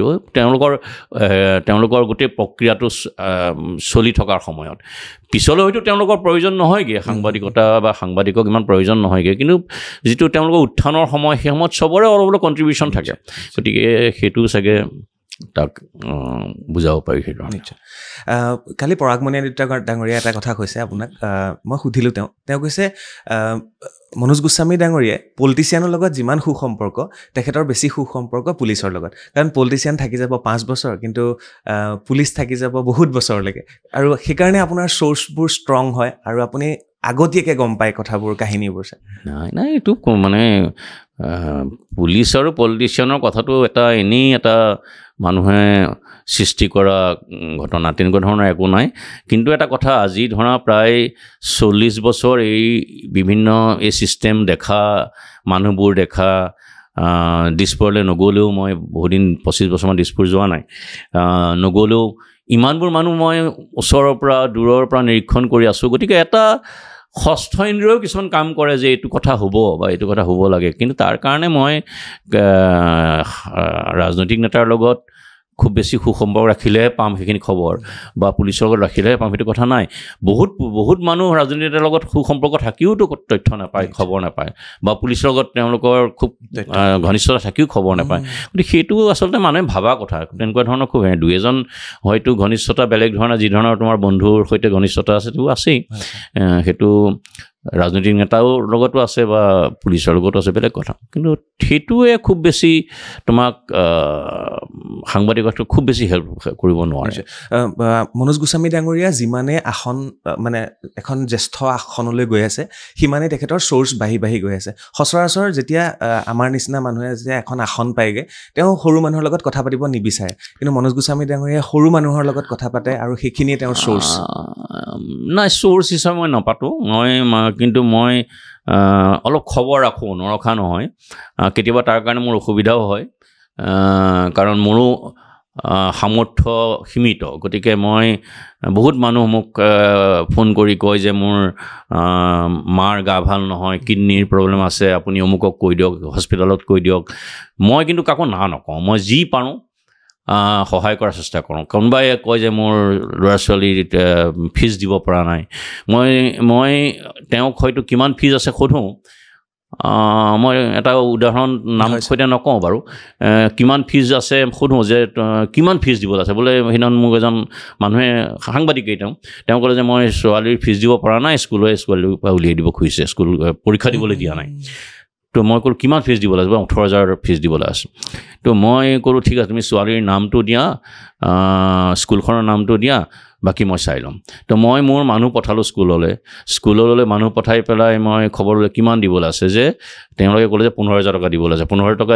দিলেহে পৰীক্ষা দিবলৈ দিয়া হ'ব তেতিয়া মই 15,000 টকা তাত দিয়ালোঁ দি পেলাই মই ক'লোঁ যে খবৰ দিলোঁ বা স্কুলৰ পৰাই খবৰ দিলে যে ফিজ দিয়া হ'ল আপোনাৰ ছোৱালীয়ে পৰীক্ষা দিব পাৰে তো এই 15,000 টকা আৰু 18,000 টকাৰ মাজত ডিফাৰেঞ্চ এটা থাকি গ'লতো গতিকে মোৰো সেই পৰ্যায়ৰ মানে এটা সামৰ্থ্য আছে যে মই উপায় নাই তাৰমানে মই মানুহক সহায় কৰিব বিচাৰোঁ যিমান পাৰোঁ চেষ্টা কৰোঁ কাৰণ মই এটা সেই তেনেকুৱা ধৰণৰ পৰিৱেশ দেখি আহিছোঁ পৰিস্থিতিত তেনেকুৱা ধৰণৰ পৰিস্থিতি পাই আহিছোঁ গতিকে মই চেষ্টা কৰোঁ সহায় কৰাৰ কাৰণে মানুহে কিছুমান মানুহে সেইটোকে অলপ বেলেগ ধৰণে লয় কিছুমানে ভাল ধৰণে লয় কিছুমান বেয়া ধৰণে লয় সেইদিনাখন কিবা কথা জুবিনে ফোন কৰি কৈছে যে অমুকৰ অসুখ আপুনি অলপ হেল্প কৰি দিয়ক ৰবি শৰ্মাই ফোন কৰি কৈছে আপোনালোকৰ হেল্প কৰি দিয়ক মই ভাবিছোঁ মোক যে এইটো কথা ক'লে এইটো বিপদজনক কথা কাৰণ তেওঁলোক খুব সফল ডাঙৰ শিল্পী তেওঁলোকেও মানুহক সহায় কৰিব যিজনৰ সহায় কৰিব পাৰে মই নোৱাৰোঁ সিমান ধৰণে সহায় কৰিব যে এই যে ভৰসাটো ৰাখিছে মনোজদাক ক'লে কৰি দিব কিবা এটা সেইটো বহুত ডাঙৰ কথা নিশ্চয় ছাৰ আপোনাৰ ব্যক্তিত্ব আপোনাৰ চকু আপোনাৰ খং আৰু আপোনাৰ চকুলে চাই বহুতে কথা ক'ব নোৱাৰাৰ যিটো ভয় ভাৱ সোমাই থাকে মই আজি আহি পেলাই ছাৰৰ লগত কথা পাতি মই প্ৰথম যেতিয়া ছাৰক লগ পাইছিলোঁ মই ভয়ে সোমাইছিলোঁ আজি ছাৰৰ সৈতে আহি অকণমান কথা পাতিছোঁ সাহসেৰে আজি চকুলে চাই কথা পাতিছোঁ ছাৰ আপোনাৰ যিটো ব্যক্তিত্ব আপুনি অফিচটোত থকাৰ সময়ত যিটো কৰ্মচাৰীসকলৰ ভয় খং ছাৰ আপুনি কেনেধৰণে চায় আপোনাৰ আচল ব্যক্তিত্বটো কোনটো ছাৰ নাই একেবাৰে ভয় চয় নাই এই কিছুমানেতো মানে খুব চলেই পায় আৰু আচলতে মই চেষ্টা কৰোঁ যে ৱৰ্ক প্লেছত কৰ্মক্ষেত্ৰত এইটো আমিও কৰিছিলোঁ আমিও ছিনিয়ৰক সেইধৰণে সন্মান দিছিলোঁ যে এটা ডেকৰাম মেইনটেইন হ'ব লাগে তাৰ পৰা তুমি ৱৰ্ক প্লেছৰ পৰা ওলাই আহিলা ইউ আৰ অল ফ্ৰেণ্ড তুমি চব বন্ধু বা তোমাৰ একেবাৰে ঘনিষ্ঠ ব্যক্তি কিন্তু তুমি যেতিয়া ৱৰ্ক প্লেছত আছা তুমি ডেকৰাম এটা মেইনটেইন নকৰা তুমি যদি এটা শৃংখলা নাৰাখা তেতিয়া কিন্তু কামৰ গুণাগুণেই এটা ব্যাহত হয় কামৰ কোৱালিটি ব্যাহত হয় গতিকে মই ভাবোঁ যে সেইটো চব ক্ষেত্ৰতে সাংবাদিকৰ ক্ষেত্ৰত নহয় অন্য ক্ষেত্ৰতো সেই ডেকৰামটো সেই শৃংখলাটো থাকিব লাগে সেইটোৱেই মই আচলতে বাৰে বাৰে কোৱাৰ চেষ্টা কৰিছোঁ মই দেখিছোঁ বহুতে ছিনিয়ৰক চেৰাই পেলাই কিবা কৰিব খোজে কৰিব লাগে কৰাটো উচিত কথা বেয়া কথা নহয় কিন্তু এটা যোগাযোগ এটা নিজৰ মাজত বুজাবুজি থকাটো বহুত জৰুৰী সেইটোৱে ছাৰ আপুনি এনেকুৱাও হৈছে বহুতে কয় ছাৰ আপুনি মালিককো ভয় নকৰে বা মালিকে আপোনালৈহে ভয় কৰে ছাৰ বহুত এনেকুৱা নহয় মালিকেই আৰু আমি সম্পাদকবিলাক সম্পাদকেই কাৰণ আজি মই এটা কথা তোমাক কওঁ মই কাকো ভালৰি লগাই কোৱা নাই বাতৰি কাকতৰ মালিক বা বাতৰি কাকতৰ প্ৰকাশক বা অন্য ডিজিটেল মিডিয়াৰ ইলেক্ট্ৰনিক মিডিয়াৰ টিভিৰ চেনেলৰ যিকেইজন মালিক বা তেওঁলোক কিন্তু খুব তোমালোকে দূৰৰ পৰা তুমি নিজে জানিবা তুমি নিজে বহুত দিন ধৰি আছা দূৰৰ পৰা যিটো দেখা যায় সাংঘাতিক ধৰণৰ এটা ইমাৰতত আছে বা সাংঘাতিক ধৰণৰ তেওঁলোকে সুযোগ সুবিধা ভোগ কৰি আছে সেইটো নহয় আচলতে তেওঁলোকো সাংঘাতিক ধৰণৰ অনিশ্চয়তাৰ মাজত আছে গোটেই সংবাদ মাধ্যমৰ স্বত্বাধিকাৰীসকলৰ কিন্তু এটা সাংঘাতিক অনিশ্চয়তা আছে এজনৰ বাহিৰে মই এজনটোক কাক কৈছোঁ বুজিব পাৰিবা কিন্তু সাংঘাতিক অনিশ্চয়তাৰ মাজত আছে তেওঁলোকৰ বিজ্ঞাপন কমি আহিছে তেওঁলোকৰ বজাৰখন সৰু হৈ আহিছে তেওঁলোকৰ আনুষংগিক চব খৰচ বাঢ়ি আহি আছে গতিকে এই যে বাহিৰৰ পৰা মানুহবিলাকে কৈ থাকে আপোনালোকে কিয় সম্পূৰ্ণকৈ বিদ্ৰোহ নকৰে বাতৰিত কিয় আপোনালোকে একেবাৰে বিপ্লৱাত্মক কথা নিদিয়ে, কিয় আপোনালোকে চৰকাৰ একেবাৰে ঠেকেচি নেপেলায়, তেওঁলোকে এবাৰো নাভাবে যে এই 1000 মানুহ বা 500 মানুহ এটা প্ৰতিষ্ঠানৰ লগত জড়িত হৈ আছে। কাইলৈ যদি তেওঁলোকে বিজ্ঞাপন বন্ধ কৰি দিয়ে, কিবা বন্ধ কৰি দিয়ে, তো একেবাৰে সেই পানীত হানচৰা অৱস্থা হ'ব, বন্ধ হৈ যাব পাৰে হেৰি।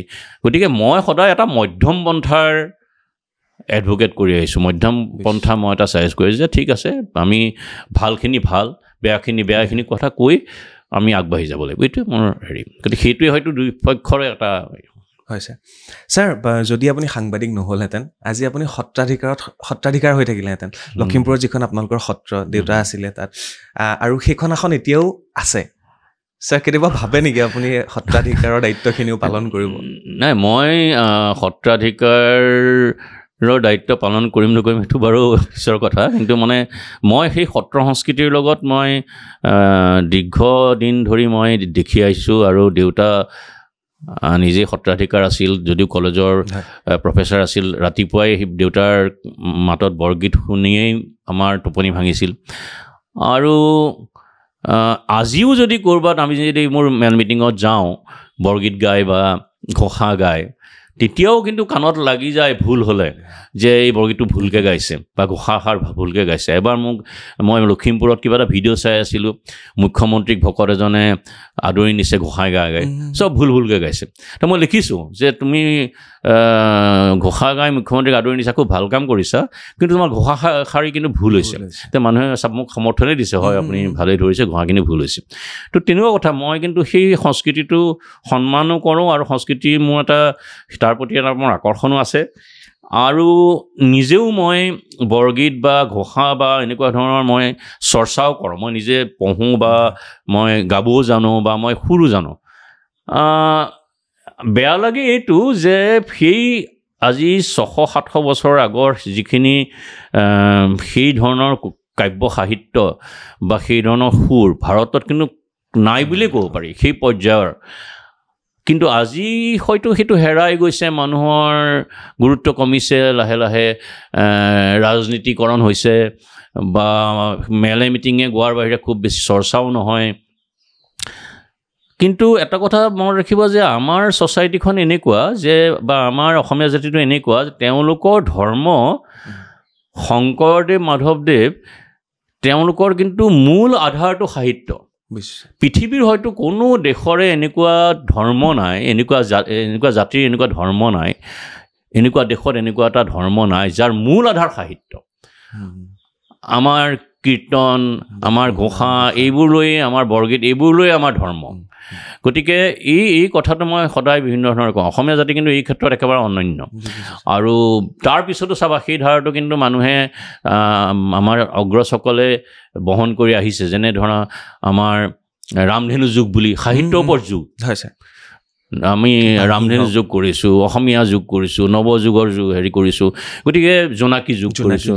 গতিকে এনেকুৱা ধৰণে এটা সময় নিৰ্দিষ্ট কৰি দিয়া এখন মেগাজিনে, এটা সাহিত্যই, এনেকুৱা কিন্তু পৃথিৱীত খুব বেছি জাতি নাই।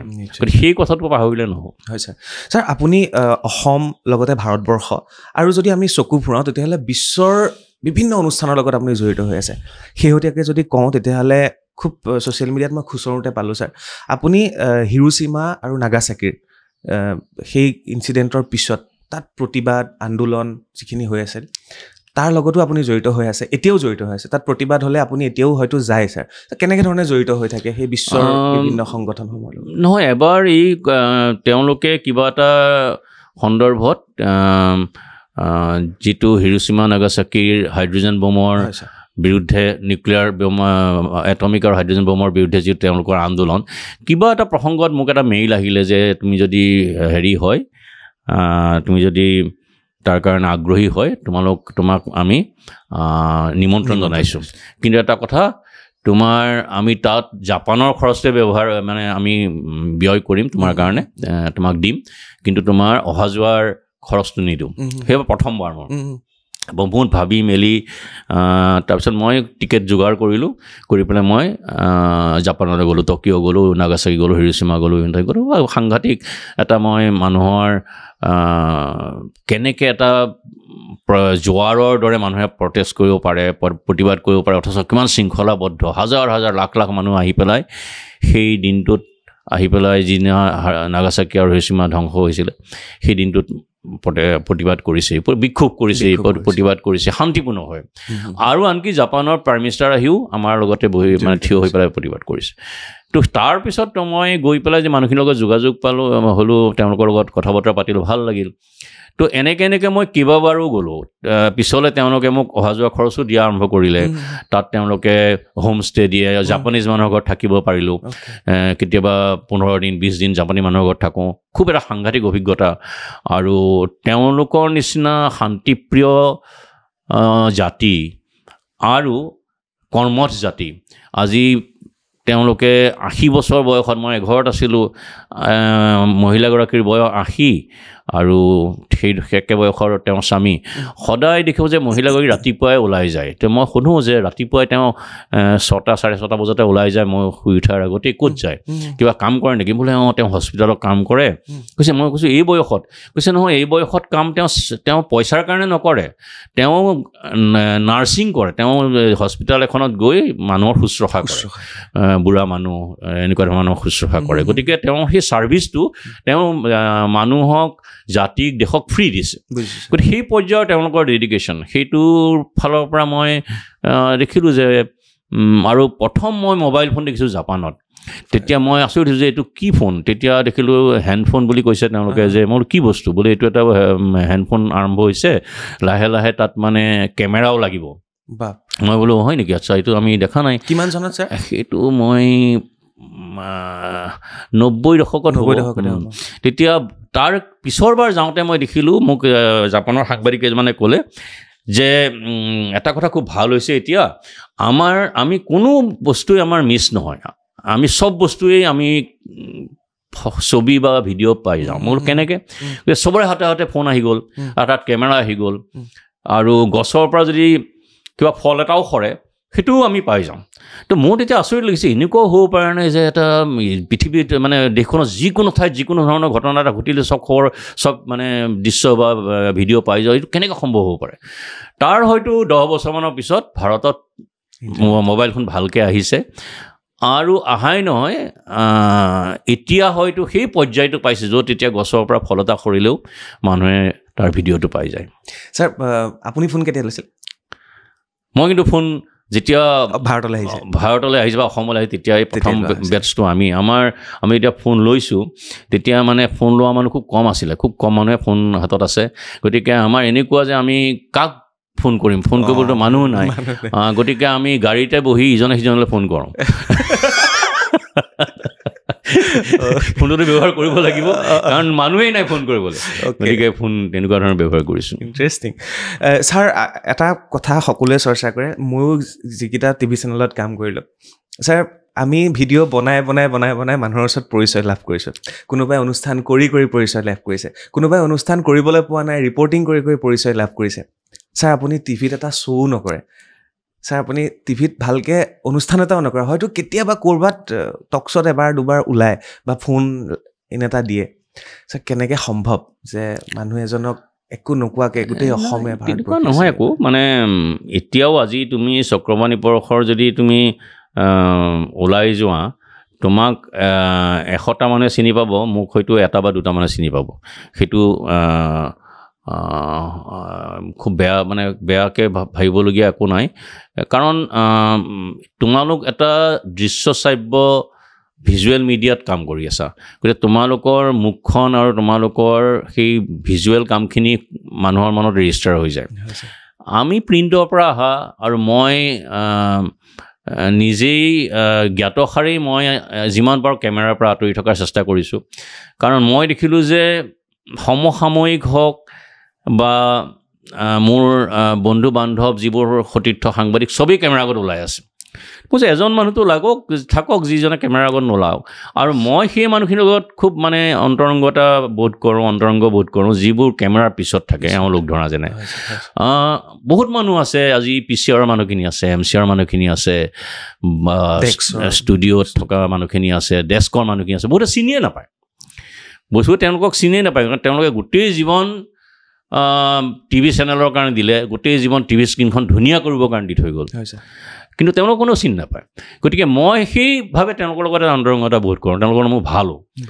আৰু তেওঁলোক নহ'লে কিন্তু সেই স্ক্ৰীণখন তেনেকৈ নাহে। গতিকে মই ভাবোঁ যে ঠিক আছে, ময়ো তাৰে এটা পাৰ্ট হওঁচোন, কি আছে, অসুবিধাটো একো নাই। গতিকে ভালো লাগে, তেনেকৈ থাকিও এটা ভাল লাগে, তেনেকুৱা ধৰণৰ কোনো বাধ্যবাধকতা নাই। ছাৰ বেছি প্ৰশ্ন নাই আৰু মই খুচৰি উলিয়াইছোঁ। এটা প্ৰশ্ন মই হাঁহি সুধিম আপোনাক ছাৰ। মই যেতিয়া তৰুণ গগৈ ডাঙৰীয়াৰ ইণ্টাৰভিউ লৈছিলোঁ, এখন কইনাধৰা পাহাৰতে ইণ্টাৰভিউ লৈছিলোঁ, তেতিয়া মোক এজন বিশেষ ব্যক্তিয়ে, মোৰ লগত অহা এগৰাকী সাংবাদিকে মোক কৈছিল যে তৰুণ গগৈ ডাঙৰীয়াৰ ঘৰত বা ঘৰৰ তলত গাড়ী যিমান আছে, তই যদি এবাৰ যাৱ, ওচৰতে মনোজ গোস্বামী ছাৰৰ ঘৰ আছে, আৰু ছাৰৰ ঘৰত ৰাতি ৰঙা লাইট জ্বলা, খাকী পোচাক পিন্ধা বহুত গাড়ী দেখিবলৈ পাবি। মানে ছাৰ মই প্ৰশ্নটো এনেকৈ কৰিছোঁ, CMৰ ঘৰৰ সন্মুখত গাড়ী কম থাকিব পাৰে, কিন্তু মনোজ গোস্বামী ছাৰৰ ঘৰৰ সন্মুখত বহুত গাড়ী থাকে ছাৰ। সেইটো নহয়, সেইটো হ'ল কি, CMৰ তালৈ যাবলৈ এটা সাংঘাতিক আনুষ্ঠানিকতা লাগে, সাংঘাতিক বাধ্যবাধকতা, বিভিন্ন হেঙাৰৰ মাজেদি তেওঁলোকে এপইণ্টমেণ্ট লৈ যাব লাগে। মোৰ ইয়াততো খোলা দুৱাৰ, যিকোনো মানুহ আহিব পাৰে। এনেকুৱা হয় যে যিহেতু ওচৰা ওচৰিকৈ আছিলোঁ, গতিকে মুখ্যমন্ত্ৰীৰ এপইণ্টমেণ্টৰ কাৰণে সময় আছে, ইয়াতে সময় চাহকাপ খাই গ'ল। আজি ঢুকালে পৰাণ বৰবৰা, তেওঁ মুখ্যমন্ত্ৰীৰ সম্ভৱতঃ তেওঁ সম্পৰ্কীয় নেকি। গতিকে তেওঁ তাত সোমাই পেলাই মোৰ ইয়াতো আহি পেলাই। মুক্তি গগৈ আছিলে, মুক্তি গগৈ তেতিয়াৰ মুখ্যমন্ত্ৰীৰ সম্ভৱতঃ মুখ্যমন্ত্ৰীৰ সহধৰ্মিনীৰ মামাক আছিলে। গতিকে মুক্তি গগৈ কিবা প্ৰকাৰে মোৰ লগত খুব ভাল আছিলে। গতিকে মুক্তি গগৈ ইয়ালৈ আহিলে, ইয়াতে সোমাইহি। আৰু এতিয়া যিবোৰ ব্যক্তি বা যিবোৰ নেতা কংগ্ৰেছত তেতিয়া সেই সময়ত আছিলে, এতিয়া বিজেপিৰ হ'ল, সেইখিনি নেতাসকলৰ লগতো মোৰ ভালেই আছিলে। যিদৰে কংগ্ৰেছৰ সময়ত, কিন্তু এটা কথা তুমি চাগে খবৰ ল'লে গম পাবা, মই কিন্তু তৰুণ গগৈৰ ওচৰলৈ যোৱা নাই। মই 15 বছৰৰ কাৰ্যকালত খুব বেছি মই 3বাৰ তেওঁক লগ পাইছোঁ তেওঁৰ ঘৰত, কাৰণ এবাৰ কিবা এটা সত্ৰ সংক্ৰান্ত কথাত, 2বাৰ এটা ইণ্টাৰভিউ, টিভিৰ ইণ্টাৰভিউৰ কাৰণে মই এৰেঞ্জ কৰি থৈ গৈছিলোঁ, আৰু এনেকুৱা 3বাৰ মাত্ৰ লগ পাইছোঁ। 3বাৰে, এবাৰ মোক হিমন্ত বিশ্ব শৰ্মাই লৈ গৈছিলে তেওঁৰ ঘৰলৈ হেৰি কৰিবৰ কাৰণে, কিবা এটা ভাত এসাঁজ খাইছোঁ তাত। এই 3বাৰ বা 4বাৰ মই খুব বেছি লগ 15 বছৰত। আৰু তেওঁৰ সৈতে সেয়াই মোৰ সম্পৰ্ক আছিলে। কিন্তু কংগ্ৰেছৰ অন্য মানুহখিনিৰ লগত, যিবোৰ মানুহ এতিয়া বিজেপিলৈ আহিলে, তেওঁলোকৰ লগত মোৰ সুসম্পৰ্ক আগৰ পৰাই আছিলে। ছাৰ, অসমখন, এয়া সাধাৰণ মানুহে কোৱা কথা ছাৰ, অসমখন 3টা পৰিয়ালে নেতৃত্ব দি আছে: শৰ্মাৰ পৰিয়াল, মহন্তৰ পৰিয়াল আৰু গোস্বামীৰ পৰিয়াল। গোস্বামী কোন নাজানো, কিন্তু মোৰ পৰিয়ালতো নহয়। মোৰ পৰিয়াল আটাইতকৈ একেবাৰে ডাউন টু আৰ্থ হৈ থকা এটা পৰিয়াল। শিক্ষকৰ সন্তান চব, বেছিভাগে মোৰ পৰিয়ালৰ বেছিভাগে শিক্ষক। তাৰ পিছৰ জেনেৰেশ্যনটো, আমাৰ জেনেৰেশ্যনটোহে বেলেগ বিভিন্ন প্ৰফেশ্যনেল গ'ল। আৰু এটা কথা ভাল যে আমাৰ ঘৰৰ যিখিনি মানুহ আটাইখিনিয়ে পঢ়া শুনা ভালকৈ কৰিলে। দেউতা সেই দিনতে 50-60ৰ দশকত MA আছিলে, MSc আছিলে, MCom আছিলে, LLB আছিলে। মোৰ ভাইটি অনুজ গোস্বামী গুৱাহাটী বিশ্ববিদ্যালয়ৰ তোমাৰ প্ৰথম নে দ্বিতীয় বেটছৰ MBBS সেই তেতিয়াৰ দিনতে। মোৰ পত্নী ফাৰ্ষ্ট BSc আৰু MScত বা টপাৰ আছিলে। গতিকে মোটামুটি আমি এটা শিক্ষিত পৰিয়ালত, পৰিৱেশত আছোঁ। সেই ধৰণে চাবলৈ গ'লে তেনেকুৱা পৰিয়াল বহুত অসমত আছে। আৰু অন্য ফালৰ পৰাও আমি খুব বেছি আমাৰ এটা মধ্যবিত্ত হেৰিৰ পৰা ওলাই আহিব পৰা নাই। গতিকে সেয়া আৰু মানুহে কয় বিভিন্ন ধৰণে, বেলেগ ধৰণৰ মানুহক ব্যাখ্যা দিবলৈ দৰকাৰ নহয় আৰু। নিশ্চয় ছাৰ। ছাৰ, আপোনাৰ প্ৰেম আছিলে? বিবাহ? নাই, বিবাহ প্ৰেম আৰু হেৰিৰ মাজামাজি। আমি ওচৰা ওচৰিকৈ আছিলোঁ জোৰদত, তেনেকৈ চিনাকি হ'ল, তেনেকৈ বিয়া হ'ল। বিশেষ একো তেনেকুৱা আৰু হেৰি নাই। ছাৰ আপোনাৰ এটা ফেচবুক পোষ্ট আৰু মোক নি পেলাই CIDয়ে জেৰা কৰিলে আৰু সেই ফেচবুক পোষ্টটো আপুনি দিছিলে 2024 চনৰ 12 ছেপ্টেম্বৰ তাৰিখে আপুনি লিখিছিলে এতিয়া চবেই ধোঁৱা তুলসীৰ পাত সাজি থাকিলে নহ'ব যিকেইজনে চুমি বিশাল দীপাংকৰ বৰ্মন আদি কেইটামান টকাৰ বিনিময়ত বাৰে বাৰে প্ৰমোচন কৰি অনলাইন ট্ৰেডিঙৰ নামত প্ৰবঞ্চনাৰ নেটৱৰ্ক বনোৱাত সহায় কৰিছিল সেইকেইজনকো আৰক্ষীয়ে শীঘ্ৰেই তদন্তৰ আওতলৈ আনিব লাগে আপোনাৰ এই পোষ্টটোৰ পিছতে আমাক মাতি আমি গ'লোঁ ছাৰ আপোনাক মই আপোনাৰ ওচৰত মই ছিনিয়ৰ হিচাপে আপোনাক কৈ থৈ যাওঁ আজি ছাৰ প্ৰমোচনৰ নামত বা তেনেকুৱা একোৱে কৰা নাছিলোঁ ছাৰ একোৱে কৰা নাছিলোঁ তেওঁলোকে এটা পডকাষ্ট কৰিবলৈ মাতিছিলে তালৈ গৈছিলোঁ আৰু খুব ধুনীয়াকৈ বুজাই কোৱা হ'ল বুজাই দিলোঁ সেয়াই ছাৰ নহয় যদি মই তোমাক উল্লেখ কৰি কৈছোঁ নাই নাজানো যদি কৈছোঁ মই ভুল কৰিছোঁ এইটো কোনো কথা নাই ভুল এটা হ'লে স্বীকাৰ কৰাত কোনো অসুবিধাই নাই অলপ হয়তো খঙতো লিখিব পাৰোঁ বিভিন্ন কাৰণে বিভিন্ন ধৰণৰ এলিমেণ্ট কিছুমান আছে ধৰা কোনো যুক্তিহীনভাৱে মানুহক হেৰি কৰি থাকে গতিকে মই সাধাৰণতে লিখিলে পোনপটীয়াকৈ নাম দিয়ে লিখি দিম তোমাৰ কথা ভাবোঁ তোমাৰ কথা ভাবি পেলাই লেখা নাই খুব বেছি আৰু মই নাভাবোঁ তোমালোকক যেতিয়া জেৰা কৰিছে তোমালোকক কিবা অপৰাধী বা অভিযুক্ত হিচাপে জেৰা কৰে সম্ভৱতঃ তথ্য জানিবৰ কাৰণে জেৰা কৰিছে তাত বা কথা পাতিছে এনেকুৱা কথা পতাৰ অসুবিধা কেতিয়াবা আমাৰ লগতে পাতে এনেকুৱা কথা আৰু এই কথাটো এই ধৰণৰ আজি চুমি বৰাৰ কথাটো লৈ পেলাই যিটো মোকো টানি আনিলে বিভিন্ন সময়ত কাইলৈ কিন্তু আজি যদি আৰু এজন কোনোবা পলাতক ট্ৰেডিঙৰ কেলেংকাৰীৰ মানুহকেও যদি মই পাওঁ বা অন্য এজন সন্ত্ৰাসবাদীকে পাওঁ বা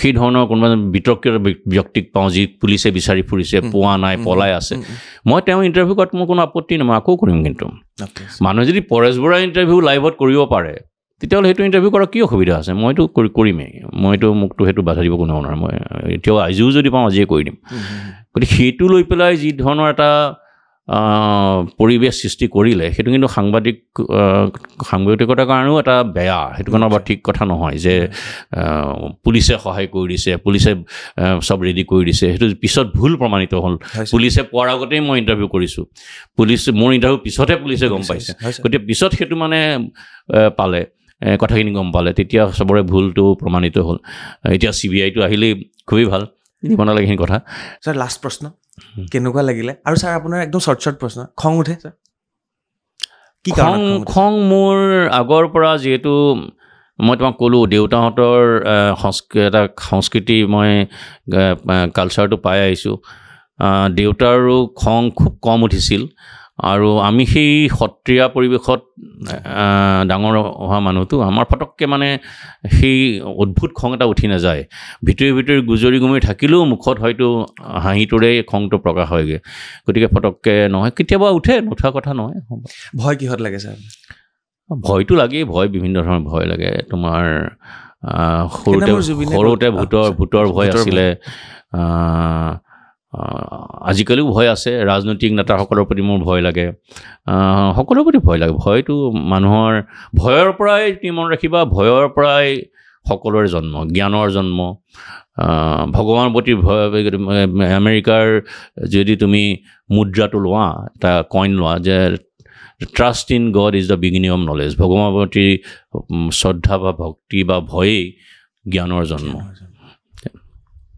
সেইদিনা জুবিন গাৰ্গক মই এইটো প্ৰশ্ন সুধিছিলোঁ আপোনাৰ কি হ'লে ভয় লাগে মোক সময়ৰ প্ৰতি ভয় লাগে সেইটোতো হয়েই ঠিক কথা কৈছে হয় একদম সময়তে চব চলি আৰু আজিৰ এই সময়ত কিন্তু তোমাৰ সময়ৰ প্ৰতি সঁচাকৈয়ে ভয় লাগিব লগা কথা কাৰণ ইমান দ্ৰুত সময় সলনি হৈ আহিছে মই তাকে সেইদিনা কৈছোঁ যে তোমাৰ লাহে লাহে মাত কথা এই যে তোমালোকে এইখিনি কাম কৰি আছা নহয় মই সেই কথা চবকে কওঁ যিমানেই টিভিক গালি পাৰা ছ'চিয়েল মিডিয়াক গালি পাৰা কিন্তু তেওঁলোকে যিটো চৰ্চা কৰি আহিছে মানুহৰ লগত আদান প্ৰদান কথা বতৰা এইবোৰ যে কৰি আহিছে আজি মানুহে কথা বতৰা কমি গৈছে আজি যদি তুমি ৱেষ্টত যোৱা তুমি ৰাস্তাই ঘাটে মানুহৰ কথা নুশুনা ঠিক তুমি মানুহে নাপাতে কথা ইটোৰ মাজত আজি যদি তুমি ঘৰ এখনত সোমোৱা দেখিবা চবেই ৰুমে মোবাইল লৈ বহি আছে কথা নাপাতে মাকে যদি বাপেকৰ সন্তানলৈ কিবা এটা কথা সুধি পঠাইছে ইমজি এটা দি পেলাই উত্তৰ দি দিব গতিকে মানুহৰ কথা বতৰা কমি আহিছে কিন্তু এইটো কথা মনত ৰাখিবা আৰু যেতিয়া চৰ্চা নাথাকে আদান প্ৰদান নাথাকে ভাষাও কিন্তু বিপদত পৰি যাব। গতিকে মই বাৰ্তালাপ নাম দিছোঁ। ভাল কৰিছা খুব। আৰু মই ভাবোঁ যে তোমালোকৰ সেই কণ্ট্ৰিবিউশ্যনটো আছে, টিভিৰ কণ্ট্ৰিবিউশ্যন আছে, বাতৰি কাকতৰ কণ্ট্ৰিবিউশ্যন আছে, অন্ততঃ আখৰকেইটা মানুহক দেখুৱাইছে। গতিকে মই এই কথাটো সদায় কওঁ, মই জুবিন গাৰ্গ বা পাপন বা এনেকুৱা ধৰণৰ জনপ্ৰিয় গায়কবিলাককো মই ধন্যবাদ জনাওঁ। কাৰণ এটা সময় এনেকুৱা আছিল যে অসমীয়া ভাষাৰ গান মানুহে নুশুনা হৈ গৈছিলে।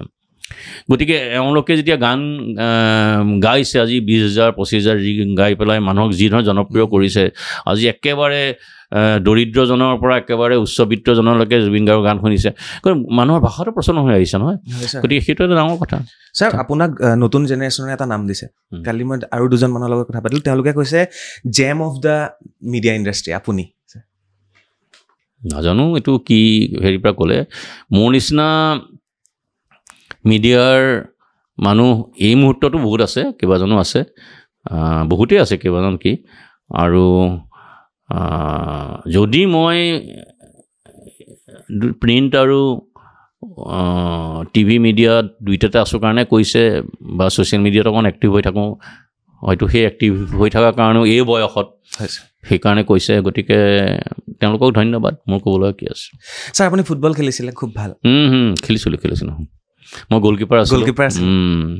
তো গ'লকিপাৰ আছিলোঁ আৰু ক্ৰিকেট খেলোঁতে উইকেটকিপাৰো আছিলোঁ। গতিকে হাতৰ পৰা কেতিয়াবা যেতিয়া কোনো সুযোগ মানে ওলাই যায়, তেতিয়া অলপ আক্ষেপ হয় যে মই ইমান ভাল গ'লকিপাৰ আছিলোঁ, কিন্তু সুযোগ দেখোন হাতৰ পৰা ওলাই গ'ল। লাষ্ট প্ৰশ্ন মই মানে আজি পাইছোঁ যেতিয়া ছাৰক এৰি দিয়া নাই। ছাৰ, অনাদি কোন আছিলে? অনাদি কোনো নাছিলে। অনাদি হয়তো মোৰো এটা অংশ বিশেষ, বা আমাৰ অসমীয়া সমাজৰ, অসমীয়া যুৱ সমাজৰ যিবোৰ ব্যৰ্থ, হতাশাগ্ৰস্ত, নৈৰাশ্যপীড়িত ল'ৰা, যি লক্ষ্যত তেওঁৰ লক্ষ্য পূৰণ কৰিব নোৱাৰিলে, যি লক্ষ্যত উপনীত হ'ব নোৱাৰিলে, সেই চামটোৰ এটা, যাৰ জীৱনত প্ৰেম পূৰ্ণ নহ'ল, প্ৰেমৰ লক্ষ্যও সম্পূৰ্ণ নহ'ল, সেই চামটোৰ এজন প্ৰতিনিধি অনাদি। আৰু মই দেখিলোঁ যে অনাদি এইকাৰণেই মানুহে চিনি পালে, বা মানুহৰ কিছুমান একাংশ মানুহৰ মাজত জনপ্ৰিয় হ'ল যে তেওঁলোকে সেই অনাদিৰ লগত ৰিলেট কৰিব পাৰিলে। আৰু এনেকুৱা অনাদি অলিয়ে গলিয়ে, বজাৰে সমাৰে, ৰাস্তাই ঘাটে বহুত ঘূৰি আছে। গতিকে সেই অনাদি, মোৰ যিটো অনাদি, সেই অনাদি চব দেখিবা বিভিন্ন কাম কৰি আছে। কোনোবা উগ্ৰপন্থী হৈছে, কোনোবাই বজাৰ কৰিছে, কিছুমানে ব্যৱসায় কৰিছে, কিছুমানে কলেজত গৈছে, কিছুমানে চাকৰিৰ পৰা খেদা খাইছে। গতিকে সমাজত থকা চব কমন মানুহৰ মাজত অনাদি আছে। এইটো কাল্পনিক চৰিত্ৰ আছিল? একেবাৰে কাল্পনিক। কোনোবাই কয় ছাৰ অনাদি এতিয়াও জীয়াই আছে? নাই, একেবাৰে কাল্পনিক চৰিত্ৰ। আমি চেষ্টা কৰিছিলোঁ যে যেনেকৈ জীৱানন্দই বনলতা সেনক আনিছিলে, সুনীল গংগোপাধ্যায়ে নীৰাক আনিছিলে, তেনেকুৱা ধৰণে এটা কেৰেক্টাৰ পাৰি নেকি আনিব? কাৰণ সৌৰভ চলিহাৰ গল্পত নিখিল এবাৰেই আহিছে সম্ভৱতঃ, অশান্ত ইলেক্ট্ৰনত।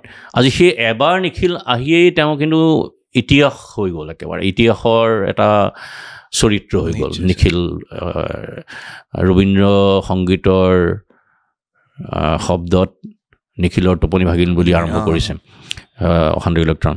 কিন্তু এবাৰেই গল্পটোত আহিছে এটা চৰিত্ৰ, কিমান শক্তিশালী হ'ব লাগিব, অথচ চৰিত্ৰটো একো নাই, কিমান শক্তিশালী হ'ব লাগিব। গতিকে এবাৰেই আহিছে, আৰু এবাৰেই গোটেই অসমীয়া মানুহ, অসমীয়া যুৱ সমাজ, অসমীয়া সাহিত্যত দখল কৰি লৈছে। গতিকে সেই ধৰণৰ শক্তিশালী লেখকৰ কথা মনত পেলাই হয়তো কিছুমান কথা কৰা যায়। ছাৰ, একদম আপুনি মনত পেলাই দিলে, মই এৰি থৈ গুচি গ'লোহেঁতেন। সৌৰভ কুমাৰ চলিহাই কাকো বিশ্বাস কৰা নাছিল আপোনাৰ বাহিৰে বোলে, কিবা ক'বলগীয়া হ'লে আপোনাক কৈছিল বোলে? নাই, একদম ভুল কথা। তেওঁ হয়, আমি কেইজনমান ঘনিষ্ঠ মানুহৰ মাজত আছিলোঁ তেওঁৰ লগত, আৰু ময়ো তেওঁক পিছৰ পিনেহে লগ পাইছোঁ, প্ৰথমৰ পিনে লগ পোৱা নাছিলোঁ। তেওঁ যেতিয়া গল্প খুব সক্ৰিয়ভাৱে গল্প লেখা বাদ দিছে, তেতিয়াহে মই তেওঁক লগ পাইছোঁ। আৰু লগ পোৱাই নহয়, লাহে লাহে তেওঁৰ ঘৰৰ পৰিয়ালৰো এটা অংশ হৈ আহিলোঁ। আৰু আজিও মই তেওঁৰ ঘৰত থকা তেওঁৰ পৰিয়ালৰ একমাত্ৰ প্ৰতিনিধি, এই ছোৱালীজনী যি গৌৰীপুৰৰ কোনোবা এখন গাঁৱত এতিয়াও আছে মই সদায় ভাবি আছোঁ যে গৈ এবাৰ লগ ধৰি আহোঁ মাটোক তাই খুব বেছি মানুহৰ মাজত মানুহৰ লগত কমিউনিকেট কৰিব নোৱাৰে বেয়া লাগিছে এইটোৱেই যে তেওঁৰ ঘৰটো যিটো বেলতলাত আছিলে সেই কথাটো লৈ পেলাই মোৰ তেওঁলোকৰ সম্পৰ্কীয় দুই এজনৰ লগত অলপ মতভেদ হ'ল সেই তেতিয়া মই অলপ আঁতৰিও আহিলোঁ তেওঁলোকৰ পৰা কাৰণ তেওঁলোকক মই ক'লোঁ যে এই ঘৰটো আপোনালোকে ভাঙি পেলাওক বা ঠিক আছে আপোনালোকৰ মতে বনাব খুজিছে বনাওক কিন্তু তাত এটা লাইব্ৰেৰী ছাৰৰ কিতাপখিনিৰ এটা লাইব্ৰেৰী আৰু ঘৰটোৰ মূল আধাৰটো ভাঙি নেপেলাকৈ ৰাখিব পাৰিম মই চাওঁ সেইটো তেওঁলোকৰ চাগে প্ৰয়োজন বেলেগ ধৰণে আছিলে গতিকে তেওঁলোকে নকৰিলে তেতিয়া মই ভাবিলোঁ নাই এইটোত মই সোমাই থকাও ঠিক নহয় গতিকে মই তাৰ পৰা ওলাই আহিলোঁ আৰু আজি সৰু চলিয়াৰ অস্তিত্ব সেই কিতাপকেইখনতে আছে আৰু মাতো সেই গৌৰীপুৰত আছে তেনেকৈ আছে ধন্যবাদ ছাৰ শেষ কৰিছোঁ ছাৰ কেনেকুৱা লাগিলে এবাৰ কৈ যাওক আৰু মোৰ কাৰণে এইখিনি খুব প্ৰয়োজনীয় হ'ব আৰু এটা কথা ছাৰ মই আপোনাক প্ৰায় 25টামান প্ৰশ্ন কৰিলোঁ ছাৰ আপুনি এটা প্ৰশ্ন মোক কৰিব লাগিব বঢ়িয়া প্ৰথম কথা মই এই অলপ আগতে ক'লোঁ তোমালোকক যে তোমালোকে এই কামটো যে কৰি আছা বিভিন্ন মানুহৰ সৈতে যোগাযোগ আদান প্ৰদান কথা পাতি আছা খুব দৰকাৰ মানে এই কথাটো কিয় হৈছে তুমি মনত ৰাখিবা যে পৃথিৱীত ইউনেস্কোৰ মতেই প্ৰতি 14 দিনত এটা ভাষাৰ মৃত্যু হয় গতিকে আমি যদি কওঁ যে আমাৰ অসমীয়া ভাষা কি আছে জীয়াই থাকিবই যিটো মানে প্ৰায়ে কয় কিন্তু এনেকৈ যদি কথা নাপাতা হৈ আহি থাকোঁ লাহে লাহে কিন্তু ভাষাও কিন্তু হেৰাই যাব পাৰে আজি সংস্কৃতৰ নিচিনা ইমান সমৃদ্ধিশালী এটা ভাষা ক'ত যোৱা নাছিল সংস্কৃত একেবাৰে ইউৰোপলৈকে গৈছিল এইপিনে প্ৰাচ্যলৈকে গৈছিলে আজি সংস্কৃত ভাষাটো সেই ইউনেস্কোৰ মতে এটা ডেড লেংগুৱেজ মৃত ভাষা গতিকে আমাৰ সেই অতীত বিলাসটো বৰ ঠিক নহয় তোমালোকে যিখিনি কাম কৰি আছা মই বহুতক কওঁ যে এই কথাটো খুব দৰকাৰ কথা পাতি থকা মানুহক ভাষা চৰ্চা কৰা আৰু অন্য খুব একদম সাংঘাতিক ব্যাকৰণৰ চৰ্চা কৰিব নালাগে ভাষাটোক মানে চলাই থকা চৰ্চা কৰা আদান প্ৰদান কৰাটোৱে বহুত জৰুৰী কাৰণ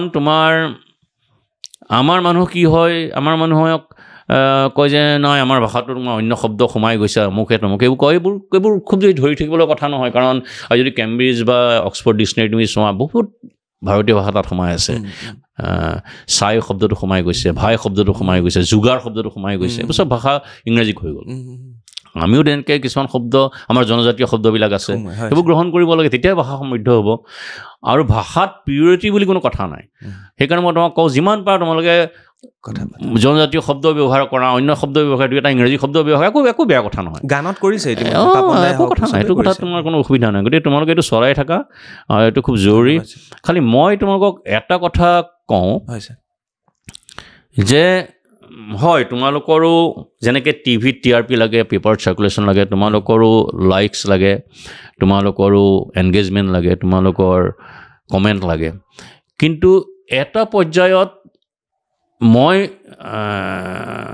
আশা কৰোঁ তোমালোকৰ পৰা যে তোমালোকে চকুৰ আলিক অশান্তি নকৰিবা সেইটোৱেই আমাৰ সংবাদ মাধ্যমৰ এটা ভয়ংকৰ ট্ৰেজেডি মই চকুৰ আলি এটা মেটাফৰ চকুৰ আলি এজন ব্যক্তি বুলি মই কোৱা নাই তেওঁৰ কোনো ৰাস্তা নাই কোনো উপায় নাই তেওঁ প্ৰতিবাদ কৰিবলৈ ঠাই নাই তেওঁ কোনো ৰকম নিজৰ জীৱিকাৰ কাৰণে দৌৰি আছে তাত যদি আমি TRP বিচাৰি যাওঁ আমাৰ দৰে নৃশংস হয়তো সাংবাদিক নাথাকিব সেইটোৰ পৰা তুমি আঁতৰি আহিব পাৰিবা নোৱাৰা সেইটোৱে তোমাৰ এটাকে ডাঙৰ কথা ধন্যবাদ ছাৰ ধন্যবাদ আজিলৈ বিদায় লৈছোঁ এয়া আছিল গল্পকাৰ সাহিত্যিক সাংবাদিক আৰু এগৰাকী খুব ষ্ট্ৰং পাৰ্চনেলিটি আৰু তেখেতৰ এটা কথাত সকলোবিলাক চেঞ্জ হৈ যাব পাৰে কৰোঁ বুলি ক'লে বহুত কৰিব পাৰে আৰু তেখেতৰ লগত আজি কথা পাতি খুব বেছি ভাল লাগিলে আৰু বিশেষকৈ আজি আহিছিলোঁ ছাৰক ৰিকুৱেষ্ট কৰি যে মাৰাডোনাৰ ঘড়ী এই কিতাপখন নতুনকৈ আহিলে গ্ৰন্থমেলাত উপলব্ধ হ'ব এইখন কিতাপেই কিয় তেওঁৰ প্ৰত্যেকখন কিতাপেই পঢ়ক আৰু নিজৰ ভাষাটো